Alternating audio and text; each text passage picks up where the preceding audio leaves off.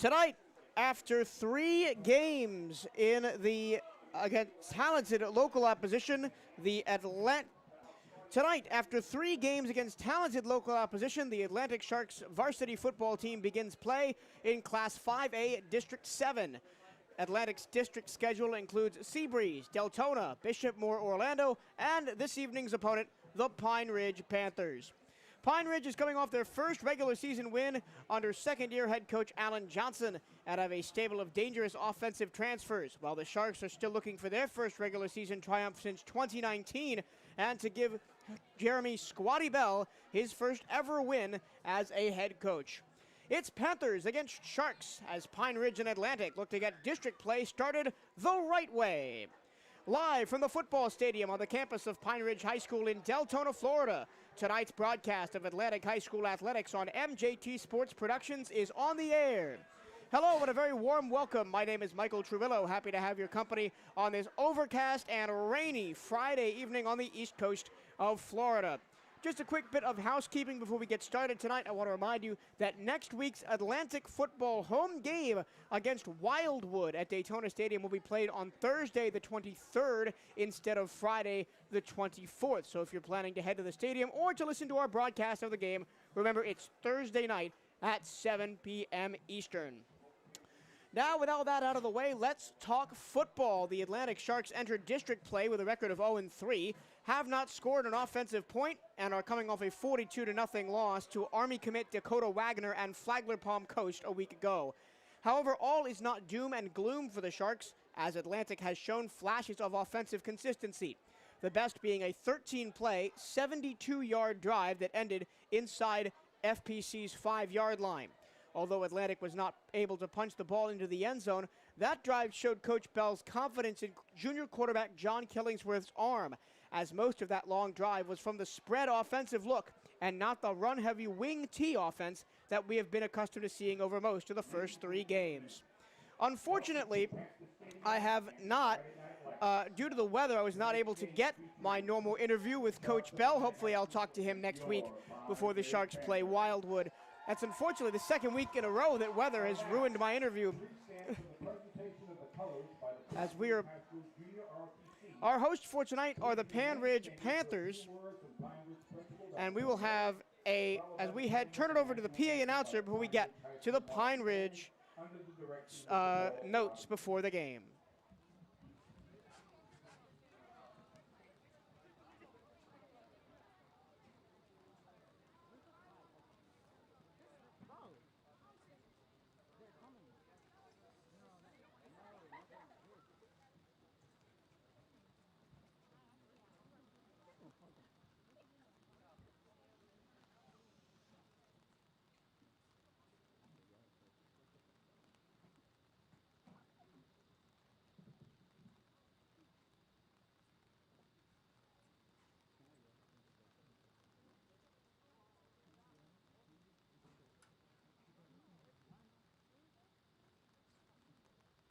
Good evening, Pine Ridge family. This is Dr. Neri. On Monday night, we suffered a terrible loss as several students were involved in a tragic crash on Maytown Road. 2 of them passed away. 2 others were injured. To honor those who lost their lives that night, please join me in observing a moment of silence.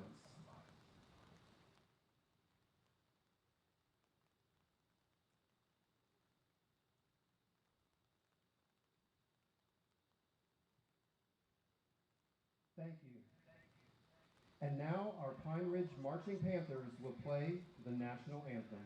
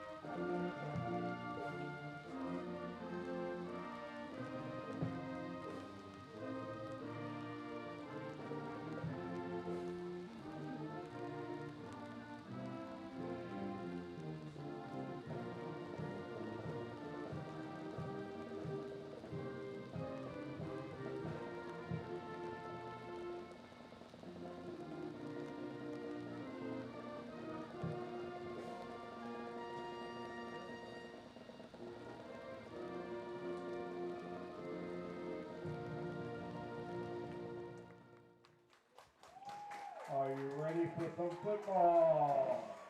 Our hosts for tonight are the Pine Ridge Panthers, fresh off their first win of the season, a 50-6 victory over first-year program Palm Beach Christian Prep. The program's first victory since 2019 and their first under head coach Alan Johnson. Johnson took the Pine Ridge job on short notice in the summer of 2020 after resigning from rival Deltona after 7 years, citing health concerns. The Panthers missed their kickoff classic and first game of the season against Flagler Palm Coast due to COVID issues within their program and have gone 1-1-6 since, getting blanked by Father Lopez in a rainstorm while having 3 touchdowns called back because of penalties before winning last week. Alan Johnson has done a great job in getting transfer players to help his team. Running back Jalen Brown played at University last season and has picked up the lion's share of the carries out of the backfield. And Chaz Williams, a threat on both sides of the ball, has returned to Pine Ridge after spending 1 season a few miles up Howland Boulevard at Deltona. Now it's time to tell you something about the key playmakers you'll be hearing about repeatedly through tonight's game. This is the Week 4 edition of Who to Listen For. For the Pine Ridge Panthers, their starting quarterback is Isaiah Robinson, a 6'4", 240-pounder with a 1-and-run record. 5 for 18 this season for 61 yards, 1 touchdown, and 1 interception. Number 1 senior running back Jalen Brown, who I just mentioned in the open, he's a 6', 210-pound senior, has 26 carries, 124 yards, and 1 touchdown on the ground through 2 games. Number 7 is a wide receiver, safety, quarterback hybrid, Chaz Williams. The 5'11", 170-pound senior is 1 of 4 for 37 yards in the pocket, has 7 carries from the quarterback position, 1 reception for 16 yards and 1 touchdown and 1 interception on the defensive side of the ball. As the players are getting set to come out onto the field, so we're going to have to cut our pregame a little bit short here today. You can hear the Pine Ridge student section, who is right in front of our commentary position, get loud as Pine Ridge won the toss and chose to defer. Atlantic is out there in punt return formation. Marion Washington is back deep to receive, standing on the 10-yard line, as well as speedster Nate Davis, who's got a 10-6 100-meter time and has Atlantic's only points of the season, a 90-yard kickoff return touchdown against Matanzas 2 weeks ago. The Pine Ridge Panthers just marched onto the field to the adulation of the crowd and the playing of the band. The last player to watch out for on the Pine Ridge side is safety Kaheem Nephew. The 5'9", 155-pound sophomore has 8 tackles, 4 passes defended, and 1 interception. Those 8 tackles and 4 passes defended lead the Pine Ridge Panthers. Pine Ridge is getting set to kick off in their light teal helmets with a gold stripe across the middle. White jersey, white pants, teal numbers, black and gold trim.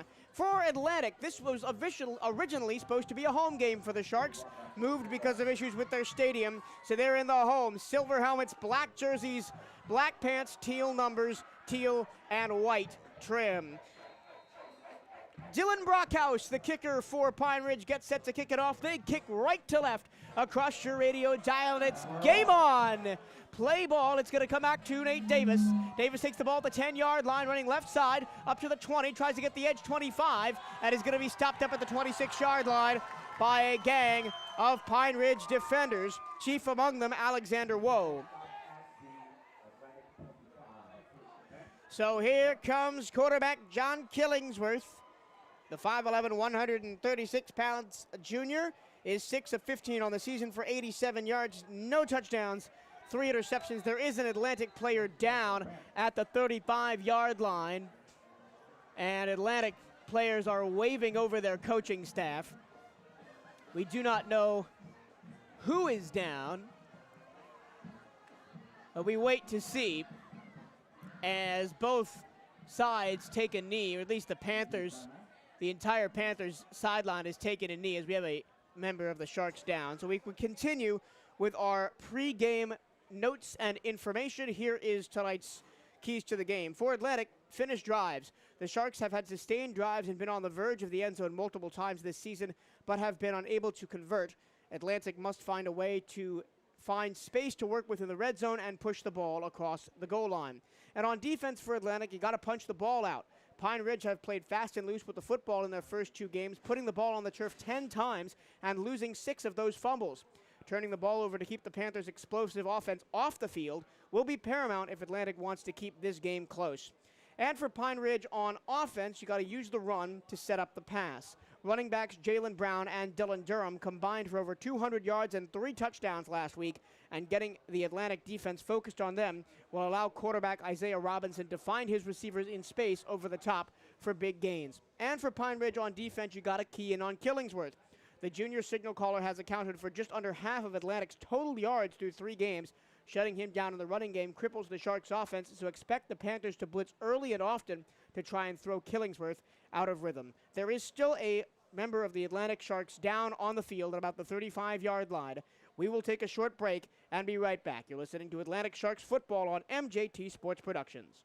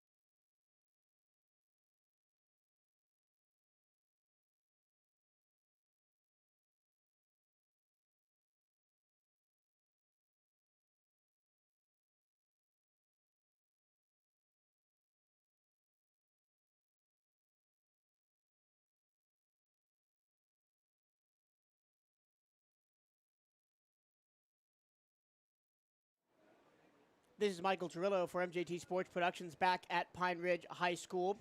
On the opening kickoff of the game between the Sharks and the Pine Ridge Panthers, an Atlantic player did go down hard and remain down about the 35-yard line. They are just now getting him to a stretcher and getting him to a golf cart. I still do not know who it is that was down, but he was down for an extended period of time. Nice round of applause by the crowd here. Nice gesture by the Pine Ridge Panthers to all take a knee during that. But once again, during the opening kickoff, we did have a Shark go down. And so the athletic trainers for both teams were out there. The paramedics were out there. So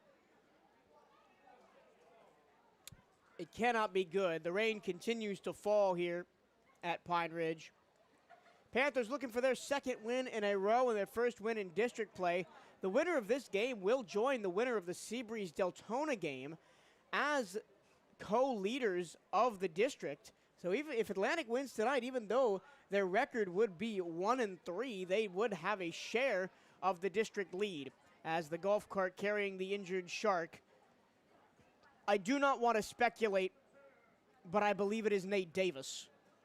Rolls off the field, 2 listeners left past the goalpost. And the Pine Ridge defense walks back out there, as does the Atlantic offense. So here we go. First drive of the game. Atlantic starting at their own 26-yard line. They work left to right in their silver helmets, black jerseys, black pants, teal numbers, white and teal trim across the helmets as well. Pine Ridge.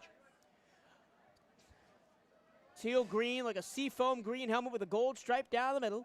White jerseys, white pants, teal and gold trim. Teal numbers and black trim.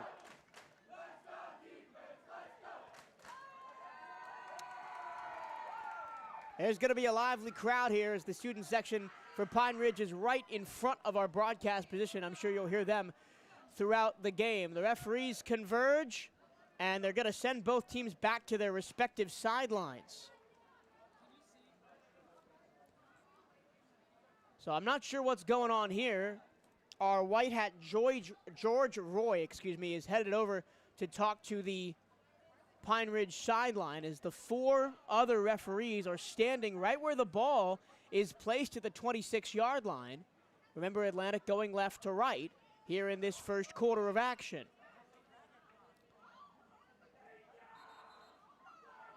And now they will call the teams back from the field. I think they needed to dry off the ball to get a dry ball. So here we go. Sharks start from their own 25-yard line. They'll work left to right. John Killingsworth is out there. They're going to go spread offense, 4 receivers. 3 to the left, single right as the ball spotted on the right hash. Killingsworth in the gun, 4 down linemen, 2 linebackers for the Panthers. Snap to Killingsworth. He's going to hand the ball off. No, he's going to keep it. Run around the left-hand side, get to the 25 to the 30, and be pushed out of bounds after a nice gain of 6 yards up to the 31-yard line. Killingsworth on the quarterback keeper faked the dive to Jonquez Jamerson, who I believe was in the backfield with him. It is very difficult to see the Atlantic numbers because they are dark teal on a black background with no trim, and it is kind of dark here tonight, and plus I'm looking through the rain, so forgive me on any number mishaps. Same formation, 3 left, single right. Killingsworth takes the snap, looks to throw, fires over the middle. That pass is complete, past the 40, and wrestled down at about the 42-yard line for a first down, Atlantic. And so the Sharks will move the chains.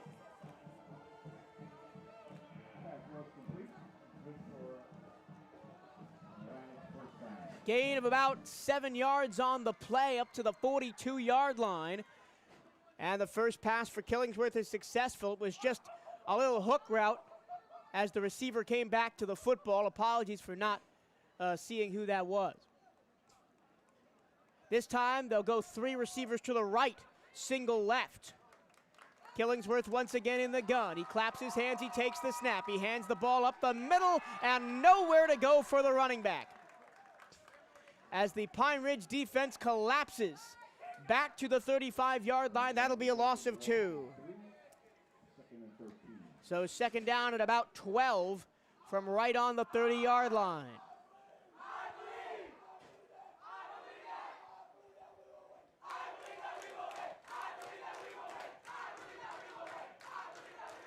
Now second down and 12 from just on the 30-yard line, going left to right. 3 receivers to the left.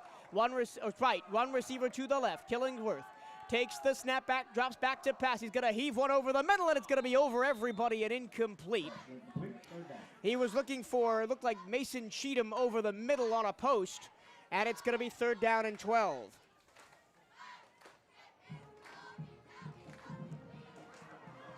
So the Sharks did very well on the first set of downs, but now the defensive front of Pine Ridge, led by Rashid White. Right there at the nose tackle spot. White is 6'0", 330, and has 1 sack through 2 games, and he's leading the charge for the Pine Ridge defensive line.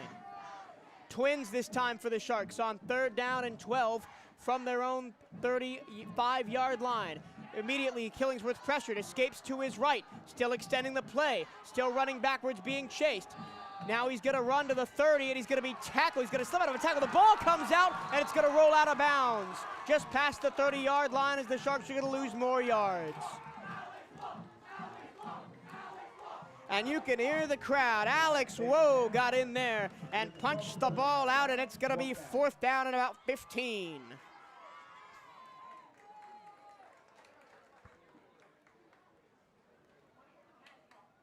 And the punting unit for the Sharks is going to come out as Pine Ridge defense holds. 10 minutes and 7 seconds left to go in a scoreless first quarter here. The Sharks get 1 first down. But now we'll have to, no, they're going to keep the offense on the field on 4th and 15. Snap to Killingsworth, and he's going to pooch punt, and it's a good one, too. It's going to bounce inside the 35, take a roll to the 30, continue to roll down towards the 25, and going to settle at the 26-yard line. So nice pooch punt by Killingsworth, and out comes the Pine Ridge offense, led by quarterback Isaiah Robinson. 9:56 left to go, and the Panthers will start exactly from where the Sharks started, at their own 26-yard line. 2 receivers right, 2 receivers left. 1 in the backfield with Robinson. That's Jalen Brown, the transfer, but it's going to be a jet sweep to the near side, and getting close to a first down up past the 35 to the 36-yard line, and they will give him the first down all the way to the 37. That was Josiah Robinson on the jet sweep right to left.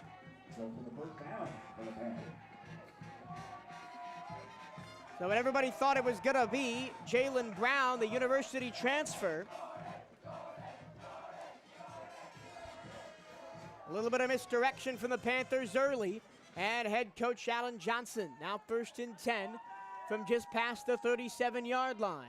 Under center goes Robinson. Robinson stamps his foot. No motion yet. Now 1 goes in motion. He drops the ball. He picks it up and runs. Robinson does straight up the middle. He's going to get close to a first down past the 45 and get to the 47-yard line. That's going to be very close. Robinson looked like he dropped the snap, picked it up, and just barreled forward behind his offensive line. That's a gain of 10 and a first down. Another first down for the Ridge. So first down, Pine Ridge, as the offensive line gave Robinson a little bit of life there, and he just kept his legs churning through contact. Now at their own 47-yard line. Pine Ridge sends 2 receivers to the left, 1 to the right. Under center is Robinson. Robinson again drops the snap, but this time he picks it up and he's hit immediately at the original line of scrimmage. Nowhere to go for Robinson that time. Angelo De La Pena got back there to bring him down. His 16 tackles and 5 tackles for loss. Well, he leads the team in tackles for loss with 5. His 16 tackles are second on the team to Noah Anderson, the senior, who has 22. So now 2nd down and 10. From their own 47-yard line, going right to left near midfield. And we have seen Isaiah Robinson on every play run to the sideline to get the play and then back to the huddle. 2 receivers to each side, ball spotted left hash. It's going to be another jet sweep around the left-hand side, and blockers out in front. First down and more past the 40 for Josiah Robinson. Robinson going to get down to the 38-yard line, first down. And it's been all runs so far for Pine Ridge. 2 jet sweeps and 2 dives up the middle. And it's been effective for the Panthers so far, as they're inside Atlantic territory now to the 39-yard line.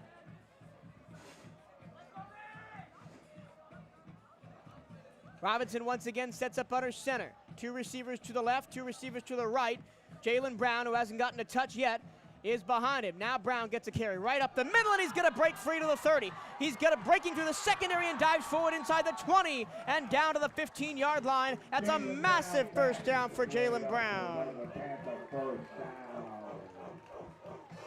That time they faked the jet sweep to Josiah Robinson, handed it right off to Jalen Brown, and Brown had a huge hole up the middle. Credit to the Pine Ridge offensive line.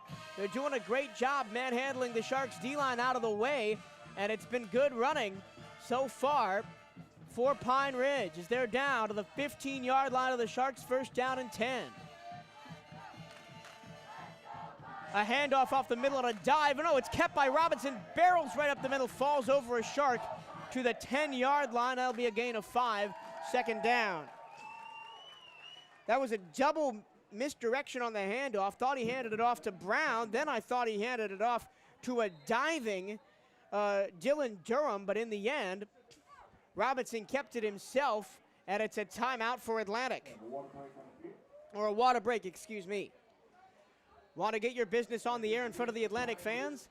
If you would like to advertise via MJT Sports Productions, the official play-by-play internet radio partner of Atlantic High School, as a sponsor of Atlantic Athletics, please email AHS Athletic Director Julian Doster at jedoster@volusia.k12.fl.us. That's JEDOSTER at volusia.k12.fl.us. And your business could be swimming with the Sharks. So, it has been a very successful drive for Pine Ridge so far. They started at their own 26. They're now at the Atlantic 10, and it's been 6 plays, all runs, a combination of just dives up the middle by Robinson and Jalen Brown and jet sweeps to Josiah Robinson. This time, Robinson under center. He's going to hand the ball off up the middle, looking for space to work with inside to the goal line. It's close. They're going to mark him down at the 1. I'm trying to see who carried the ball. It was Jalen Brown. So it's another first down and goal. And that was the 7th play of the drive for Pine Ridge, all runs. First and goal from inside the 1 for Pine Ridge.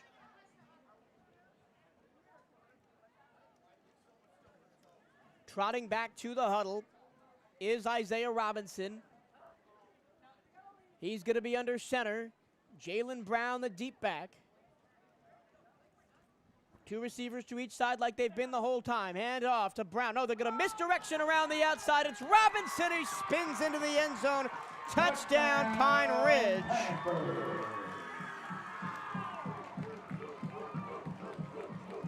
It was a fake handoff to Jalen Brown. They handed it off to Josiah Robinson. And an 8-play, 73-yard drive ends in a 1-yard touchdown run.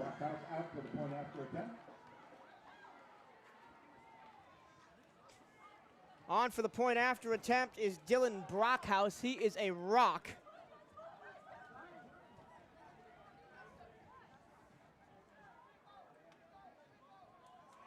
One for one on field goals this season so far.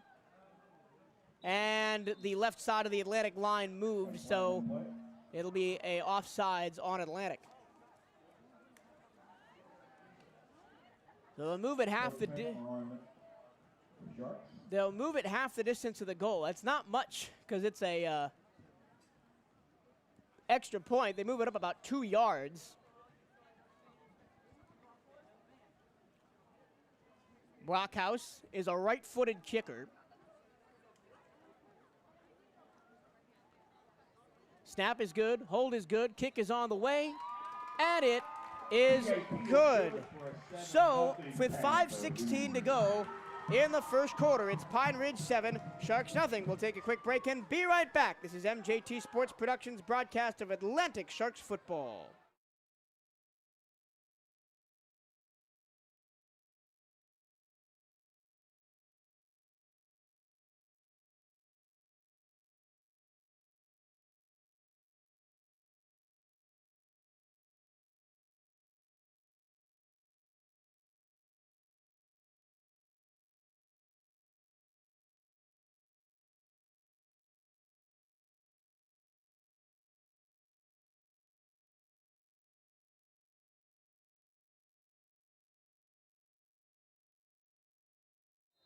Back at Pine Ridge High School, the host Panthers have a 7-0 lead over the visiting Sharks in the opening game of district play here in 2021 for Atlantic. The kickoff is short. It's going to be bounced, bobbled, but fielded at about the 15-yard line up to the 20, cut back 25, and that's where the Sharks will start.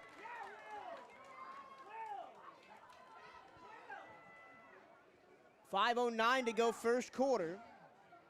Sharks start from their own 25 for the second straight time. There are no individual hash marks on this field, just a long line every 5 yards. So for things that are in the middle, I am kind of guessing, but there's no guesswork on this one. It is right smack dab at the 25-yard line of Pine Ridge. The Sharks go left to right once again. After the rushing touchdown of the 1-yard variety on a jet sweep to Josiah Robinson, let's see how the Sharks respond. They're going to continue to go spread. 3 receivers left, single right. Killingsworth in the backfield. Killingsworth takes the snap. He's going to keep it himself, has a lane to the 25-30, breaks free, 35-40. Past midfield and down at the 49-yard line of Pine Ridge. How about that for a little run-pass option from John Killingsworth as he scampers 26 yards for a first down.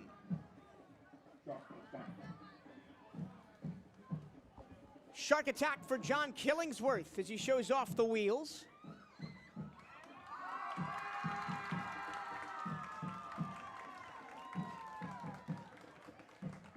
A little bit of a break as Killingsworth runs back to the sideline, then comes back to the huddle.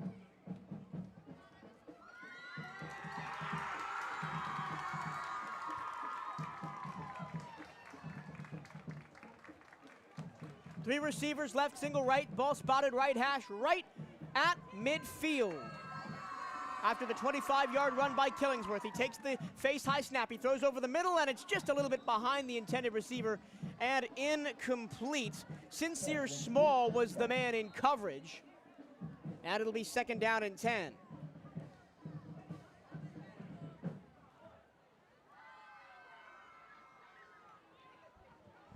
So in the backfield with Killingsworth right now is Dennis Gaines at running back. And again, I apologize if I miss some of these Sharks receivers. It is very difficult to see their numbers.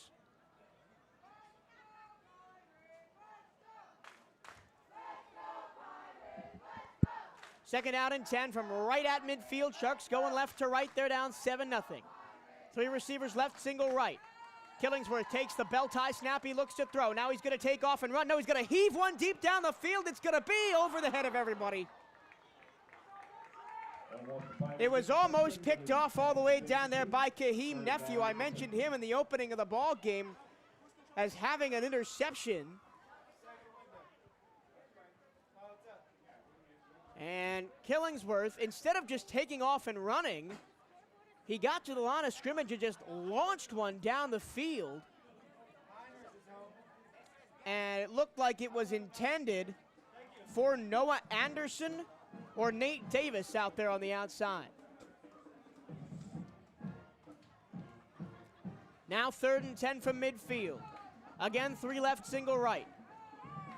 And a flag comes in and it looks like they got Pine Ridge to jump.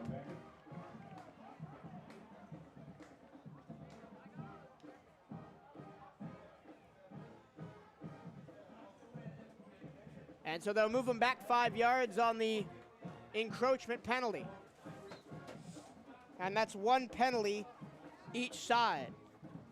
Lorraine continuing to come down in buckets here. 2nd and 5 from the Pine Ridge 45, or sorry, 3rd and 5 from the Pine Ridge 35. It's going to be Killingsworth keeping it on a run pass option. He's got the space, he's got the first down and more. Past the 25, past the 20, to the 15, 10, 5. Touchdown Atlantic, touchdown Sharks. John Killingsworth, run pass option, and he sprints down the right-hand sideline for a 45-yard touchdown. And for the first time this season, the Atlantic Sharks are on the board. Killingsworth's doing it all. Quarterback keeps working the game for the Sharks. 45-yard touchdown run by John Killingsworth. And they're going to go for 2, as they usually do. The Sharks don't have a regular kicker on their roster. Oh no, they are going to kick. They're going to try an extra point. I'm not sure who the kicker is. The kicker is Preston Kuznov. So Kuznov with the right foot set to try and tie this game. The snap is good. The hold is good. The kick is good, but whistle and a flag. And if anything, it looked like that was encroachment because the Pine Ridge defense was in the backfield when Kuznov kicked that field goal. But once again, the Sharks are on the board. A 45-yard run. It was a run pass option. And Killingsworth just took the ball and ran with it down the right-hand sideline, found a lane, and he had the speed to get to the end zone. So now, will the Sharks go for 2 that they've got from the 1-yard line instead of the 2? No, they're going to set up to go for another field goal. Preston Kuznov still on to kick. And another jump by Pine Ridge. That's the 2nd in a row, so we'll move it up to the half-yard line. So now that's 3 penalties in the game in the first quarter already on Pine Ridge, only 1 on Atlantic. Every penalty so far has been encroachment. Oh no, they false start. And so they move it back 5 yards. Now 2 penalties apiece. And now it looks like Atlantic's going to go for 2.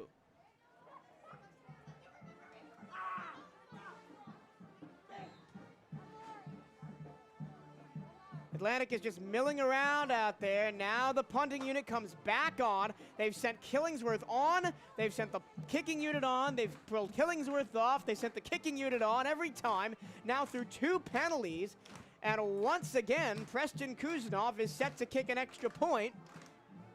This time from about, I'd say, 23 yards away. Snap, kick is away, and it's no good wide left. And so, with 3:53 to go in the first quarter, the Sharks have their first offensive touchdown of the season. It's Pine Ridge 7, Atlantic 6. This is MJT Sports Productions' broadcast of Atlantic Sharks football.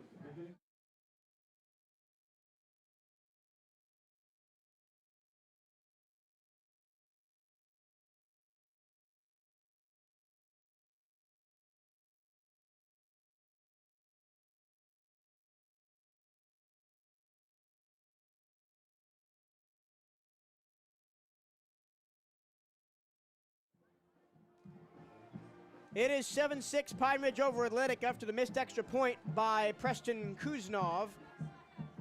But the Sharks have scored an offensive touchdown for the first time this season due to the 45-yard scamper by John Killingsworth as he found room along the right-hand sideline. Kuznov now set to kick off for the Sharks from the 40. We got 2 Pine Ridge Panthers back deep at the 15-yard line to receive. Kuznov addresses the ball with the right foot, and it's going to be a little short kick. Only goes past the 45. And Pine Ridge will have the ball in very good field position. 3:49 left to go in the first quarter. And Pine Ridge will start with the football at their own let's say, 45-yard line. It looked like Atlantic was trying to dial up an onside kick, but Preston Kuznoff just kicked it a little too far, and the Sharks weren't able to get down on it. So Pine Ridge on their first drive, an 8-play, 72-yard drive, all runs. Isaiah Robinson yet to throw the ball. Now from their own 45-yard line, going right to left. One man goes in motion. It's going to be Jalen Brown right up the middle. Stutter step, gets a lane, and he's going to be dragged down after a gain of 9 yards, cross the 50 to the 45-yard line of Atlantic. Make that a gain of 8. The offensive line for Pine Ridge is getting such an excellent push that it really just takes the first layer of the Atlantic defense right out, and the first people to make contact with the rushers are the linebackers for the Sharks. And that's after Jalen Brown, who has 124 yards in 2 games. This time it's another jet sweep to Robinson, to the 50, to the 45, breaks free to the 40, to the 35, and out of bounds at the 33-yard line. Another jet sweep right to left. Jonquez Jamerson booted him out of bounds. There are 2 Robinsons. Isaiah Robinson is the quarterback, and Josiah Robinson is the wide receiver who keeps getting these right-to-left jet sweeps.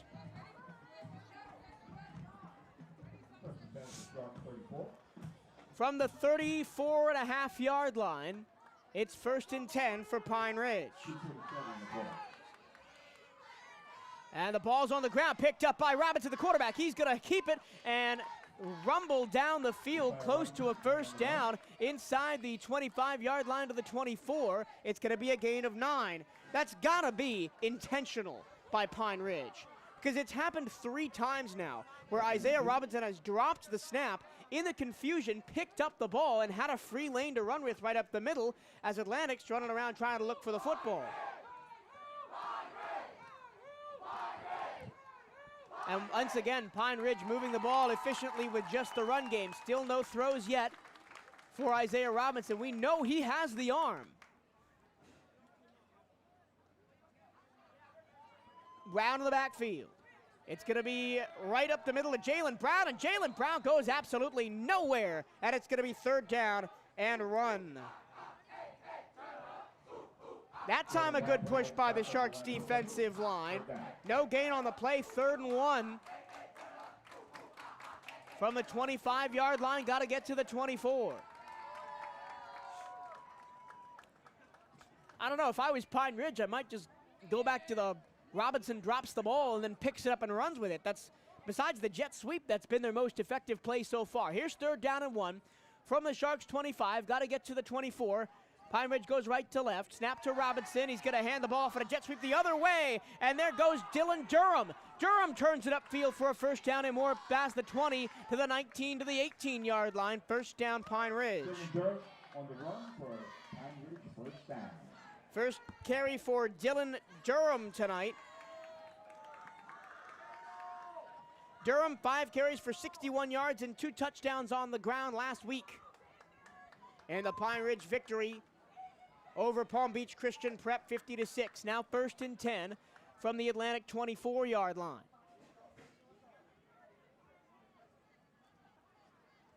In motion. It's going to be a delayed handoff up the middle. And Jalen Brown powers forward for about 5. 2nd down and 5. So on every play, they either have Dylan Durham motioning left to right or Josiah Robinson motioning right to left.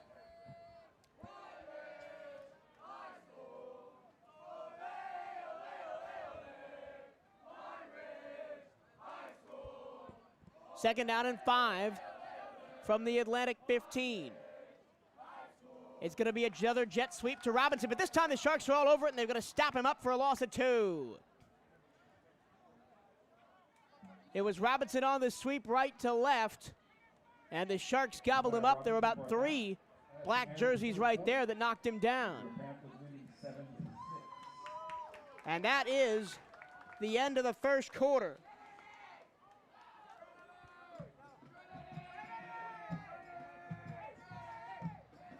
Panthers up 7-6. And we will take a short break. It's Pine Ridge 7, Atlantic 6. This is MJT Sports Productions broadcast of Atlantic Sharks football.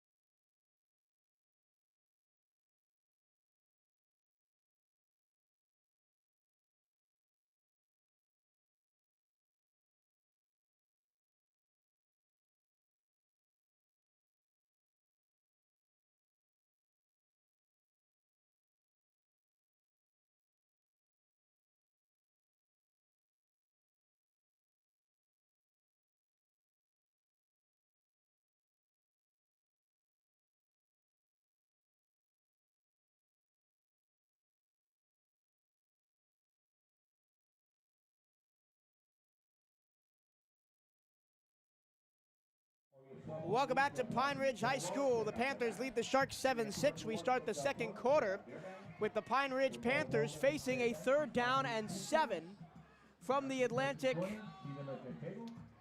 let's say the Atlantic 16, 17 yard line. Once again, there are no hash marks on the field except one long line every 5 yards. We flipped the field. The Sharks in the first quarter got on the board due to a 45-yard touchdown run by John Killingsworth. Timeout Pine Ridge before the second quarter starts. Then Preston Kuznov missed the extra point after the Sharks were backed up 5 yards due to a penalty, and that's how we get our score of 76. It was a 8-play, 74-yard drive, for the Pine Ridge Panthers before that, and ending in a 1-yard rushing touchdown on a jet sweep by Josiah Robinson in the rain here in Deltona, Florida.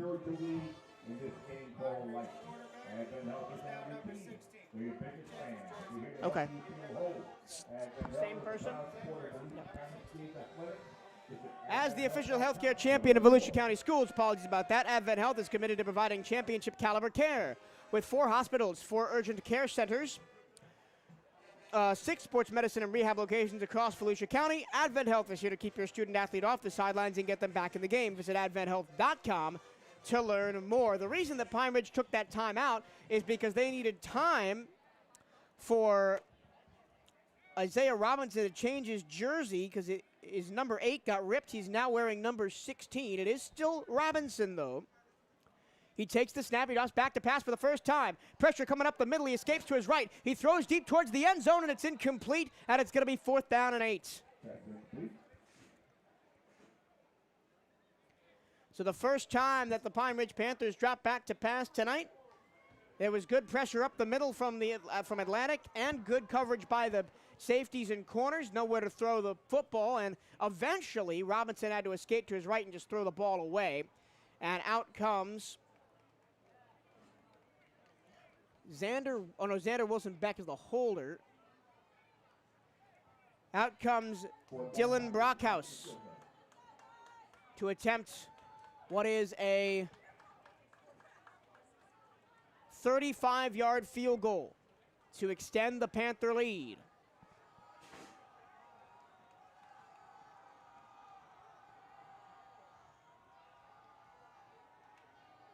Waiting for the snap. There it is. The hold is good. The kick is on the way, and it is good. And he would have made it from 45. That was a bomb by Dylan Brockhouse.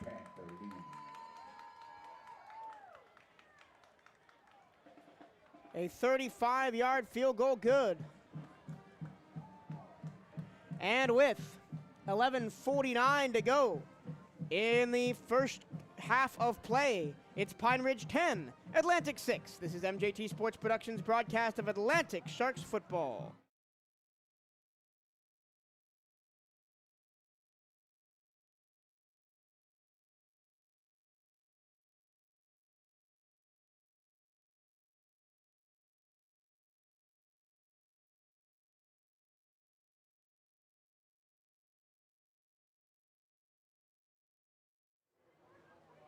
A 35-yard Dylan Brockhouse field goal has put the Pine Ridge Panthers on top 10-6. And now Brockhouse will kick off, going right to left. The rain is coming down harder now as all of my paperwork in front of me begins to get a little bit damp here in the broadcast booth at Pine Ridge High School Football Stadium. Kick goes left to right from Brockhouse. It is deep. It is caught inside the 10, up to the 15, up to the 20, running right side 30, 35, up and run out of bounds is the returner. Can't quite see where they'll mark him. They're going to mark him close to the 35 at the 35-yard line exactly was where they'll start them. So with 11:40 to go in the first half, the Sharks will start at their own 30. They're going to give the, man, that's a bad spot. They're going to spot him at their own 32-yard line. I thought he'd made up to the 35, did the returner for the Sharks. Sharks go right to left. This is their first possession of the second quarter as they trail 10-6. Silver helmets, black jerseys, black pants, teal numbers, white and teal stripe across the silver helmets. 3 receivers to the left, 1 receiver to the right. John Killingsworth in the gun. Dennis Gaines back there with him. Snap to Killingsworth. It's a high snap, but he corrals it. He throws deep down the field. Has a man running free out there, and it's just barely over the reach of Jonquez Jamerson, who would have been free all the way for the touchdown, but it was just slightly overthrown. There was a flag down.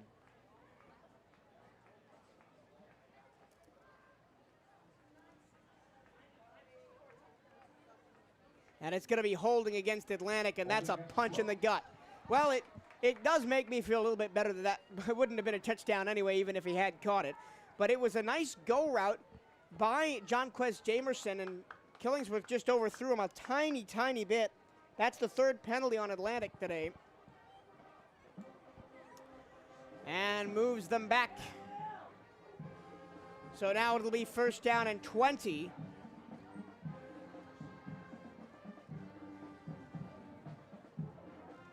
Spot the ball at the 22-yard line.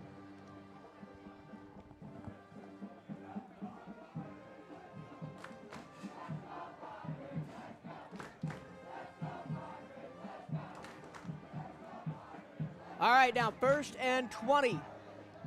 All the way back at the 22-yard line. It's going to be a handoff up the middle, space to run.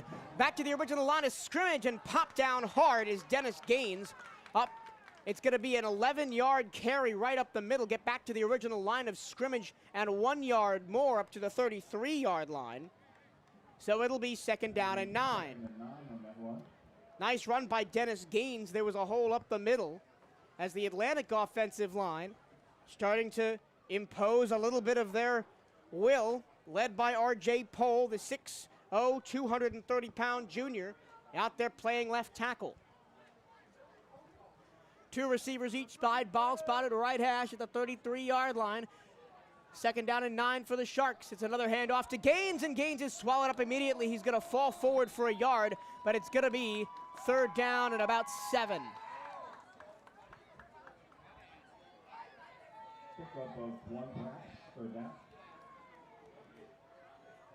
So now we'll see what the Sharks dial up on 3rd down. We have seen Killingsworth's willingness to throw tonight more so than in the previous 3 games. Yes, he did get the touchdown with his feet, but there's been about a pretty even spread run to pass for the Sharks, whereas in their previous 3 outings, I'd say it's been about 70-30 run to pass. They're going to have to throw now. 3rd down and 7 from just about the 35-yard line. Snap to Killingsworth. He's going to throw down the right-hand side, and he's going to overthrow his receiver. It was way too tall for his intended target. It would have probably been a 1st down as the receiver was right at the line to gain, but instead it is 4th down. And that penalty really killed the Sharks, because without that penalty, that run by Dennis Gaines on 1st down would have got them a 1st. Up to the 46-yard line. Oh, well. Offense on the field here. Will we see another pooch punt from Killingsworth? There is a man semi-back there. That's Jaden Brown. Killingsworth drops back. He's going to punt. Jaden Brown going to field it at the 40. Jump cut 45. Spin move. He's going to go continue to the outside. Get back to the 35-30 and in deep into plus territory. And the Pine Ridge Panthers will have excellent field position. I thought the Sharks had him corralled at around midfield, but he juked to his left and scampered away for about 20 more yards.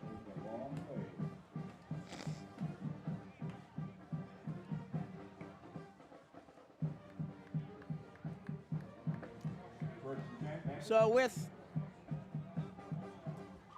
9:58, the clock says, in the first half,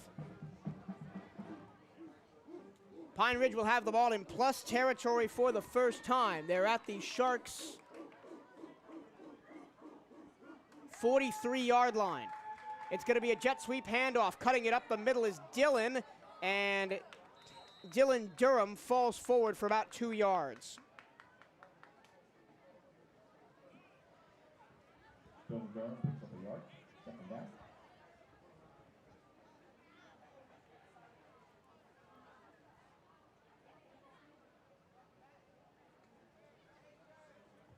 Running to the sideline is Isaiah Robinson. Remember, now wearing number 16 instead of 8 because his jersey got ripped right at the end of the first quarter.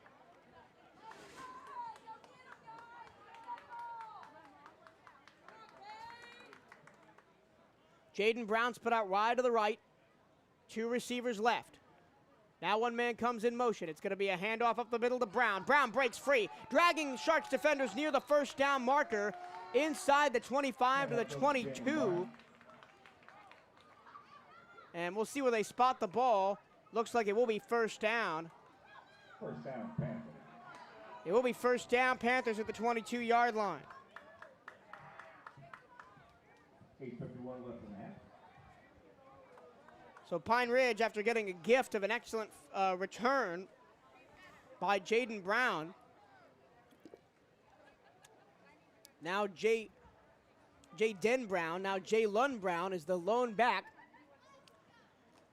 behind Robinson. Robinson hands it off on a jet sweep left. They've scored on this play before, and it's going to be about an 8-yard pickup off the left-hand side by Josiah Robinson.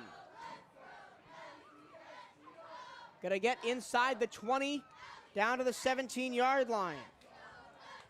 About a 5-yard gain, 2nd and 5 for Pine Ridge as they go left to right in this second quarter. That has 8 minutes and 6 seconds and counting to go in it. We're now seeing Jaquan May enter the game for the first time, number 3. He replaces Dylan Durham for Pine Ridge. We'll see where May sets up. He's going to be on the far side. It's a ball is dropped on the ground. Atlantic says they have it. Another dropped snap, and it's Atlantic football. It's the 11th fumble on the season for Pine Ridge, and Atlantic takes over.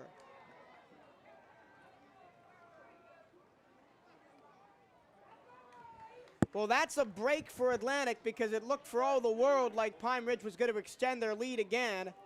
And now with the lead only being 10-6, the Sharks can try and start driving.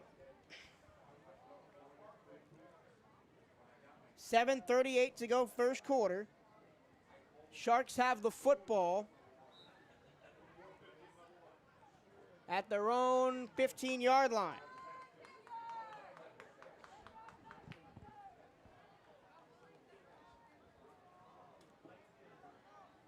All right, here we go. Sharks going right to left from their own 15. 2 receivers to the right, 2 receivers to the left. Dennis Gaines in the backfield with Killingsworth. Killingsworth takes the snap, looks to throw, throws to the near side underneath, and that pass is caught for a short gain. It's going to be about a 3-yard gain.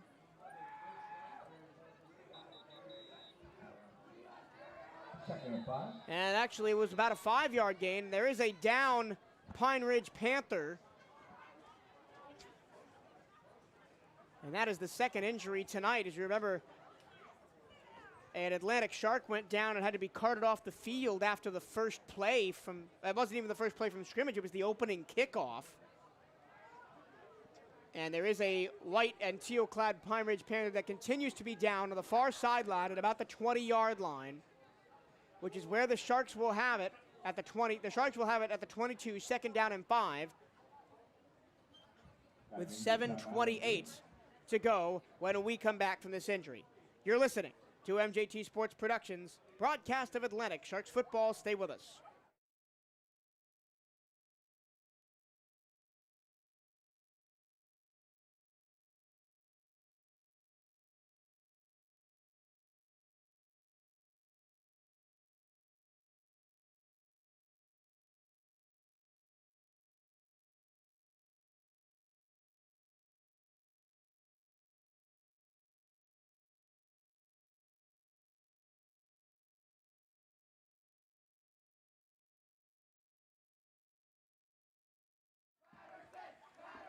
Back here at Pine Ridge High School, the injured Pine Ridge Panther is Zachary Patterson. He hobbled off on 1 foot all the way to the sideline as the crowd gave him a nice round of applause. Sharks and Panthers coming back onto the field. It is Atlantic football. They have the ball at their own 21-yard line, 22-yard line approximately. And it's second down and 5.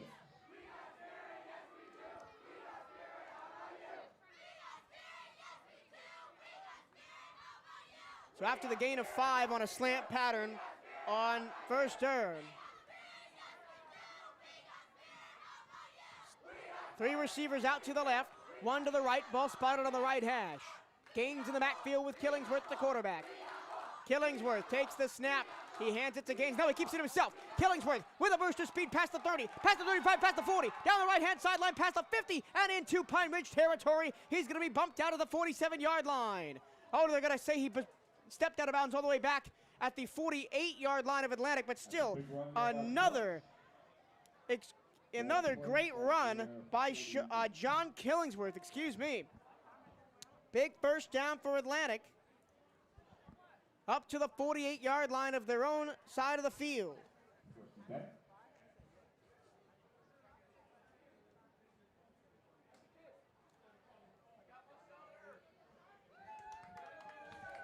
So John Killingsworth is once again the do-it-all guy for the Atlantic offense. He scored the 45-yard touchdown run, and that was about a 30-yard run to get to the 48-yard line. Killingsworth gonna load up down the field, and he's gonna way overthrow his receiver.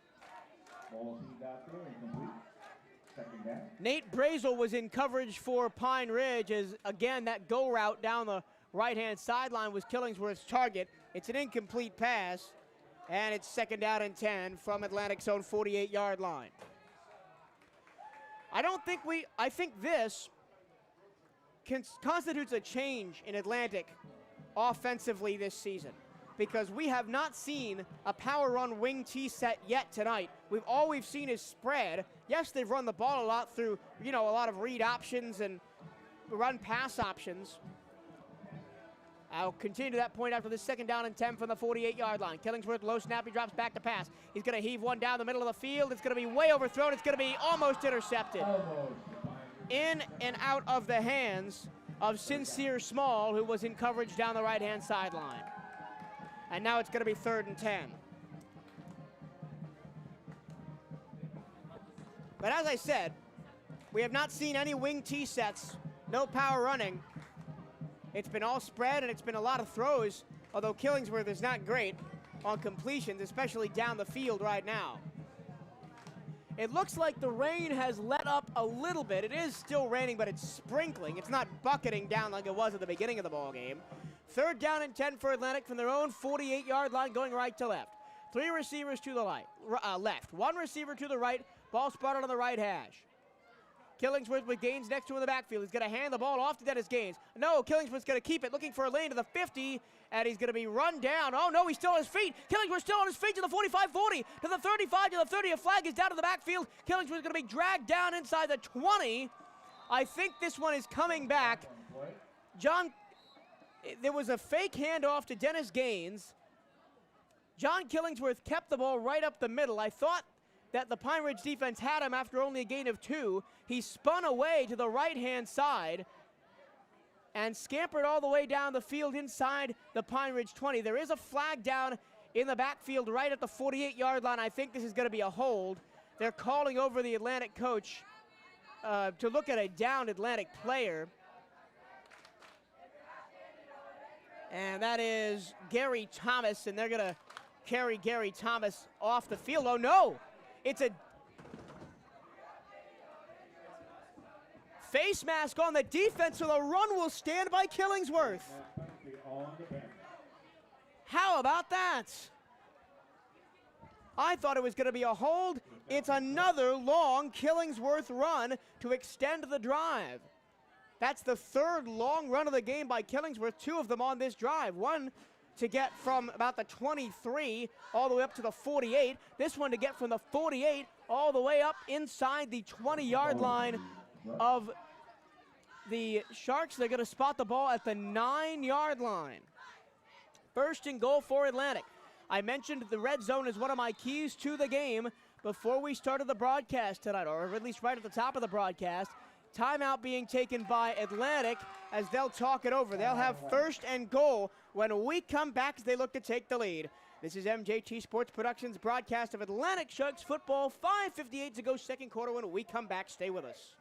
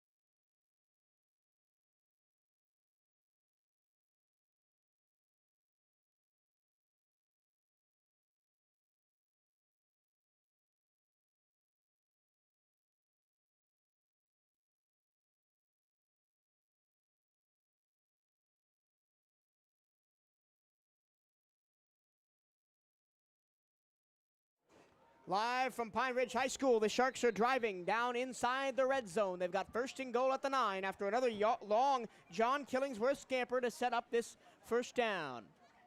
Killingsworth in the gun. 3 receivers to the right, 2 to the left. It's dropped. Killingsworth picks it up, and he's just going to have to fall on it as a swarm of Pine Ridge Panthers drive him backwards all the way close to the 15. And we'll see where they spot forward progress. That was just a bad snap. And they're going to spot the ball back at the 17-yard line. So a loss of about 6 on the play. First, second down and goal from the 17. And this is what killed the Sharks in the red zone last week against FPC, is they went backwards when they got down inside the 5 and then ended up throwing an interception in the end zone. Killingsworth takes the snap and whistles at a timeout by Pine Ridge. Sharks fans, football season is finally back, and you can catch all the action from the gridiron on MJT Sports Productions, the official play-by-play home of your Atlantic Sharks.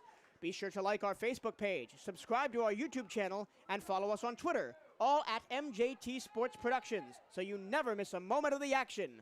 Let's go Sharks. So the Sharks will have second down and goal from the 17-yard line of Pine Ridge. When we come back, we'll take a short 30-second break. This is MJT Sports Productions broadcast of Atlantic Sharks football.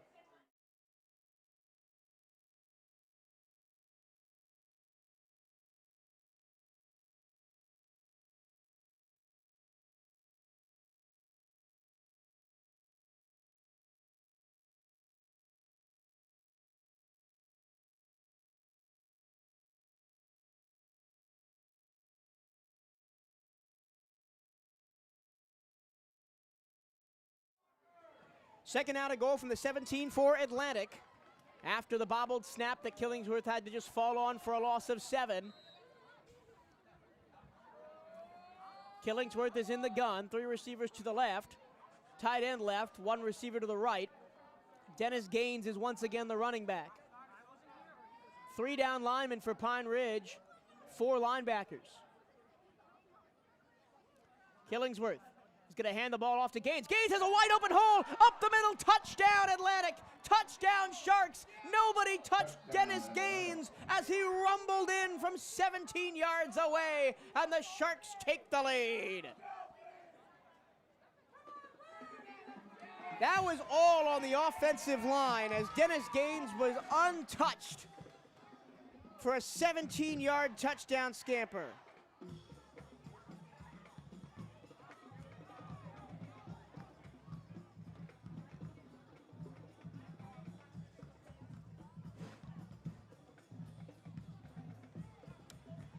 So on comes Preston Kuznov. Remember, he missed the extra point on the first touchdown by Killingsworth in the first quarter.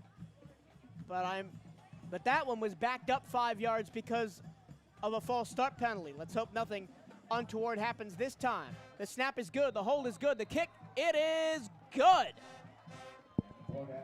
And with 4:53 to go in the first half of action here from Pine Ridge High School. It's Atlantic Sharks 13, Pine Ridge Panthers 10. We'll take a short break and be right back. This is MJT Sports Productions' broadcast of Atlantic Sharks football.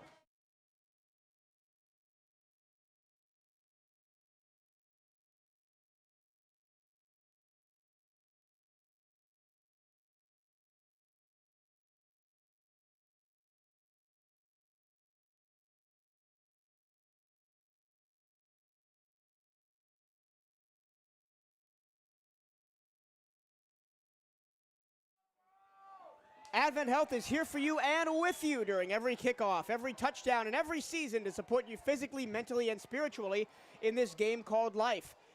Advent Health is on your team. They're your biggest fan, and they're here to help you feel whole. Advent Health is a proud supporter of Volusia County School Athletics. Visit adventhealth.com to learn more.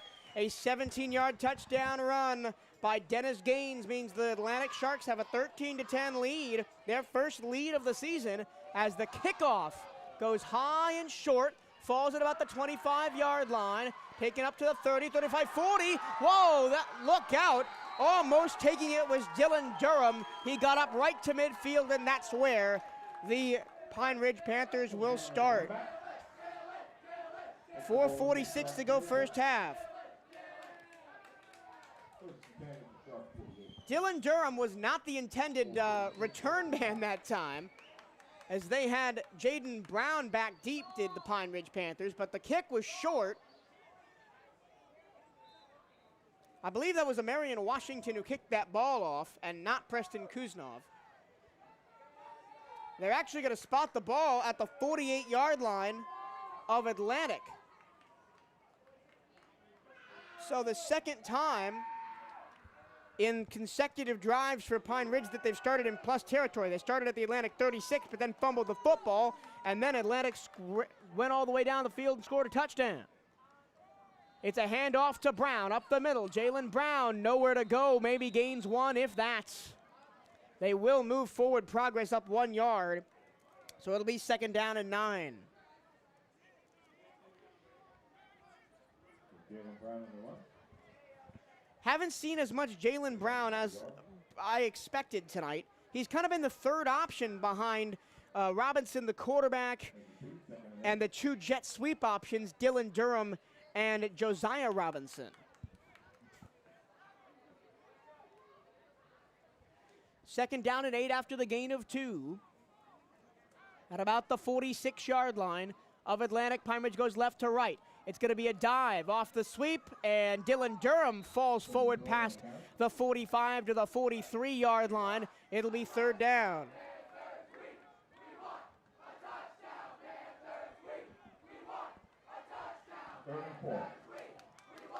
As the small but rowdy student section here at Pine Ridge gets loud once again. And I said it during the commercial break to the people around me here in the press box. This is the best high school student section that I've seen for a long time. They're loud, they're into the game, they know what's going on, they keep calling out players, it's great. Here's 3rd down and 4. Got to get to the 39-yard line of Atlantic. High snap. They're going to set up a screen, and they overthrow Jalen Brown. And that probably would have been a first down because the Atlantic defense was not ready for it. They sent everybody. And maybe that put off Isaiah Robinson just enough to overthrow Jalen Brown on the screen. But it looks like they're keeping the offense out there, our Pine Ridge.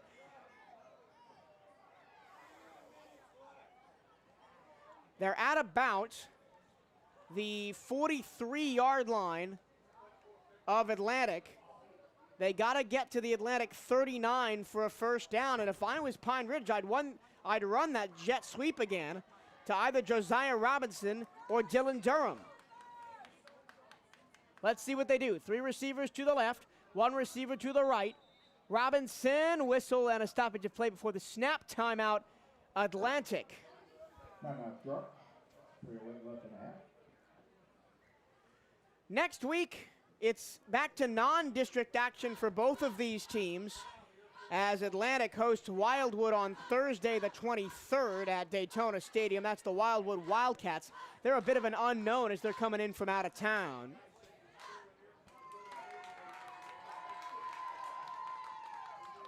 Pine Ridge is here at home again against Taylor Pearson on next Friday the 24th.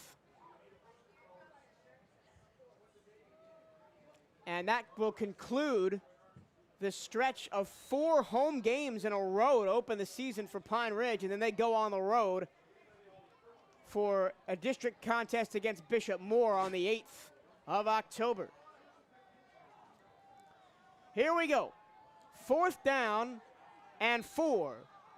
Got to get to the 39-yard line of Atlantic. Robinson takes the snap. He's back to throw. He's pressured. He's rolling to his right. He's going to heave one deep down the field into double coverage, and it's incomplete. Excellent coverage on the back end by the Sharks.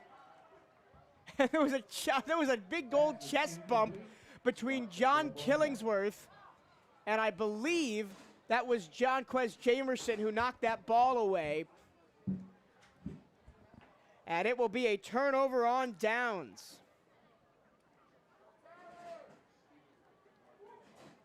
So Atlantic will take over at their own 43-yard line. 3 minutes exactly to go in the second quarter. Thanks, everybody, for listening tonight. Wherever you are, if you're an Atlantic fan listening from home, didn't want to make the trek out in the rain. If you're a Pine Ridge fan, didn't want to make the trek out of the rain, you're listening tonight. Thank you so much. 1st and 10. 3 receivers to the left, 1 receiver to the right. Killingsworth low snap, corrals it. Is forced to roll to his left. He's on the run now, Killingsworth. He's going to throw down the field in a tight coverage, and it is almost intercepted. Falling out of bounds was Jaden Brown. And did they say he hung on to that ball? I don't think he did, because the defense is still on the field for Pine Ridge. That would have been the interception of the year if he'd gotten that. Tight coverage. He juggled it as he was falling out of bounds, and I think the only reason he didn't get the interception is because he didn't step in bounds and it was an incomplete pass. And they have 2 minutes and 49 seconds to go, and another timeout on the field.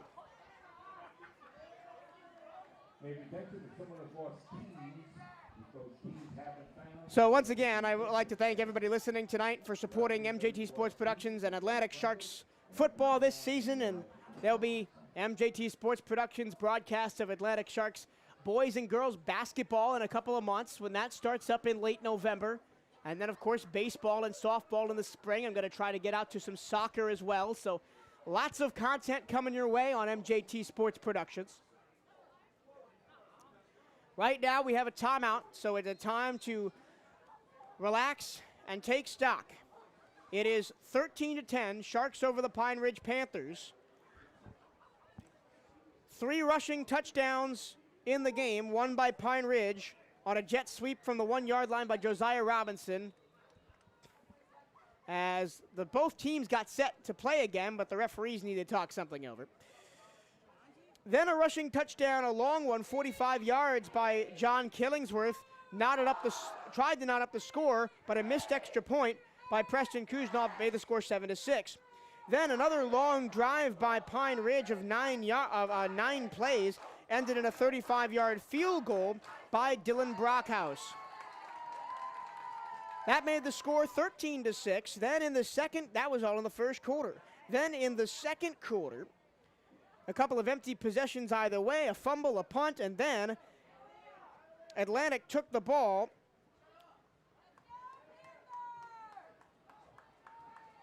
83 yards down the field, ending in a 17-yard touchdown run by Dennis Gaines to take the lead. The extra point was good by Kuznov that time. We're ready to go.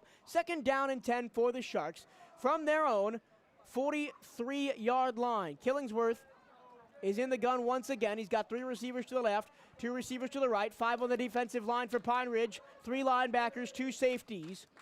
Nobody deep. Everybody press coverage for Pine Ridge.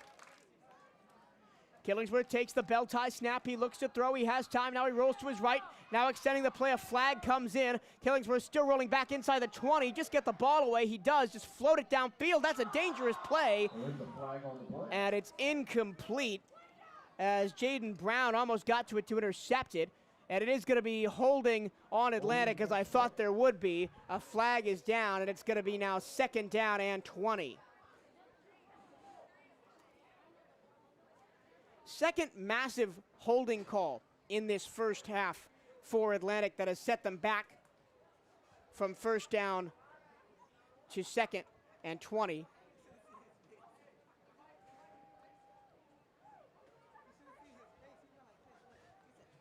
Ball will be spotted at the Atlantic 25-yard line. Oh boy. They got to get all the way to the 46-yard line of to the 47-yard line of Pine Ridge for a 1st down, and they're at their own 25. So 2nd down and a country mile here for the Sharks.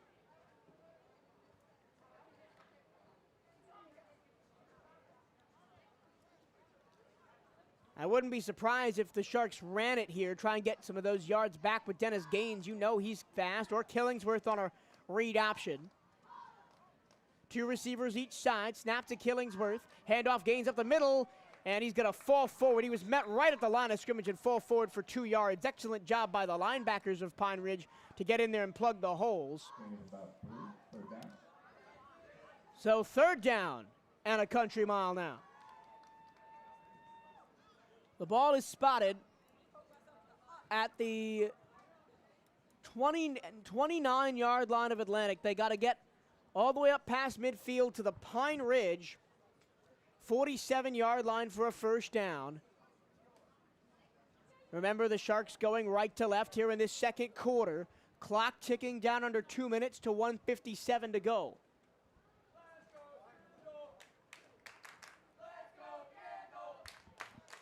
Let's see what the Sharks dial up here on 3rd and very long. The holding penalty really killed the momentum on this Sharks drive. They motion out the receiver, so 5 wide. Killingsworth going to laser it down the field, and it's going to be incomplete. It looked like it was tipped away by Sincere Small.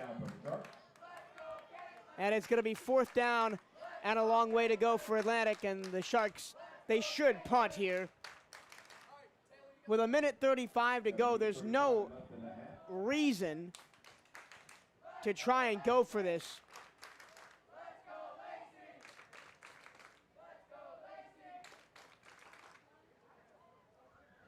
Let's see who the Panthers put back deep to receive. Nobody yet. And all the punts for Atlantic have been pooch punts by John Killingsworth. I think that's just to keep the Pine Ridge defense on its toes, that they might go for it here. They've got 2 receivers to each side. I wouldn't be surprised if this is another pooch punt. Now, Kahim Nephew drops back in punt coverage. As the ball goes over his head, bounces at the 50, down to the 40, and is going to be out of bounds at the 41-yard line.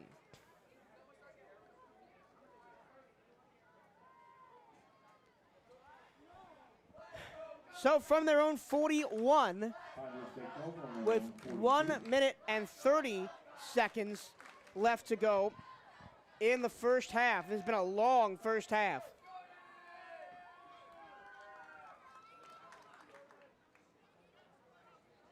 We started at about 7:30, so it's already been an hour and 12 minutes of real time.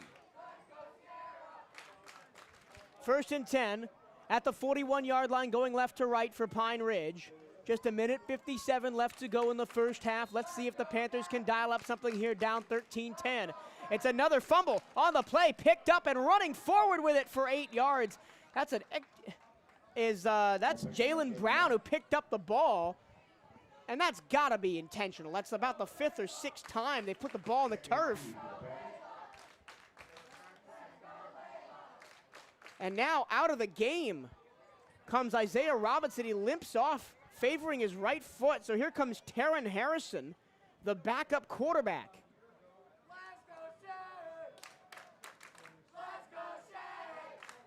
Taryn Harrison is in at quarterback. He's under center. 2nd down and 1 from right at midfield. It's going to be up the middle, and Harrison is going to keep it himself, get back to the line of scrimmage, and nothing more. 3rd down and 1 from midfield. 3rd down.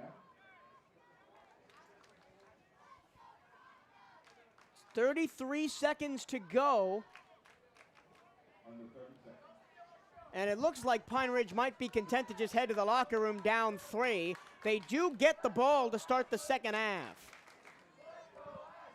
And with their quarterback out, Isaiah Robinson, he is still out of the game, being attended to on the Pine Ridge bench. Taryn Harrison is in at quarterback. He's in the gun. And the snap goes way over his head, back to the 45, back to the 30. He's going to dive on it at the 29-yard line. And that is the end of the half. And that will be the end of the first half. Your score at the break: Atlantic Sharks 13, Pine Ridge Panthers 10. The Sharks take a lead into the half. Can they hold it? We'll find out. We're going to take a pretty significant break for halftime to let me get a drink of water and collect my thoughts, and also look up some scores from around Volusia and Flagler counties. We'll have those Volusia-Flagler scores, plus a recap of the first half when we come back. Once again, it's halftime here at Pine Ridge High School with the Atlantic Sharks leading the Pine Ridge Panthers 13-10. Stay with us.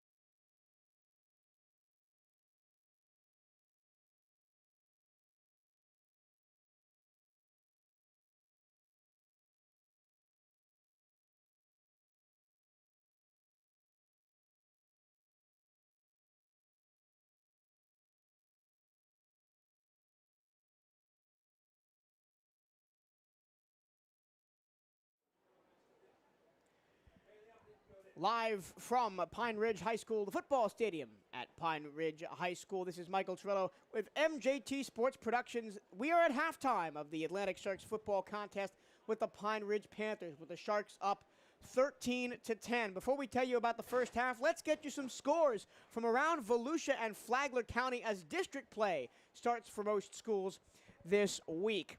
In the fourth quarter, it's New Smyrna Beach all over Groveland South Lake, 21-0. Mainland up 21-6 on Lake Minneola at halftime, with the Buccaneers looking for their first win of the season. FPC is hanging with Seminole. It's 8-3 at halftime between the Bulldogs and the reigning 8A state champion Knowles. University on top of Lyman, 21-0 late in the first half. Gainesville all over Matanzas, 37-16 in the third quarter. Seabreeze and Deltona playing a defensive battle in the third quarter. Seabreeze is up 17-0 there. And it's in the third quarter at Lake Howell where Spruce Creek is exerting their dominance. It's 31-0 Spruce Creek over Lake Howell in that Hawks versus Hawks matchup. Now let's talk about the first half here between Atlantic and Pine Ridge. And no, if you're an Atlantic fan, that score is correct. The Sharks are on top 13-10. Here's how it happened. The Sharks received the opening kickoff, but had to punt after 6 plays. Then an impressive Pine Ridge drive, 74 yards on 8 plays, all runs, ending with a 1-yard touchdown run off a jet sweep by Jaden Brown, and it was 7-0 Pine Ridge. Atlantic answered immediately with a 75-yard touchdown drive of their own. That one took only 4 plays because of a 45-yard touchdown run by John Killingsworth as he took a run-pass option and scampered down the right-hand sideline. The extra point by Preston Kuznoff was no good, so the Sharks then trailed 7-6. Into the second quarter now, and Pine Ridge extended their lead with a 35-yard field goal off the boot of Dylan Brockhouse to make it 10-6. A couple of empty possessions later, a punt by Atlantic, a fumble by Pine Ridge deep into Atlantic territory, which really hurt the Panthers. They could have gone up 2 scores. Then it was all running again. 3 big runs, long runs on the drive by Killingsworth as they take it 84 yards, ending in a 17-yard touchdown run by Dennis Gaines for his first touchdown of the season. That put the Sharks on top 13-10, and they would not give it up. Pine Ridge had a turnover on downs. Atlantic punted, and that was how the first half of play ended. There was 3 minutes and 43 seconds on the clock here at Pine Ridge High School before the second half begins. We'll take that one as a break and be right back. Your score at the half, it's Atlantic Sharks 13, Pine Ridge Panthers 10. This is Atlantic Sharks football on MJT Sports Productions. The second half is next. Stay with us.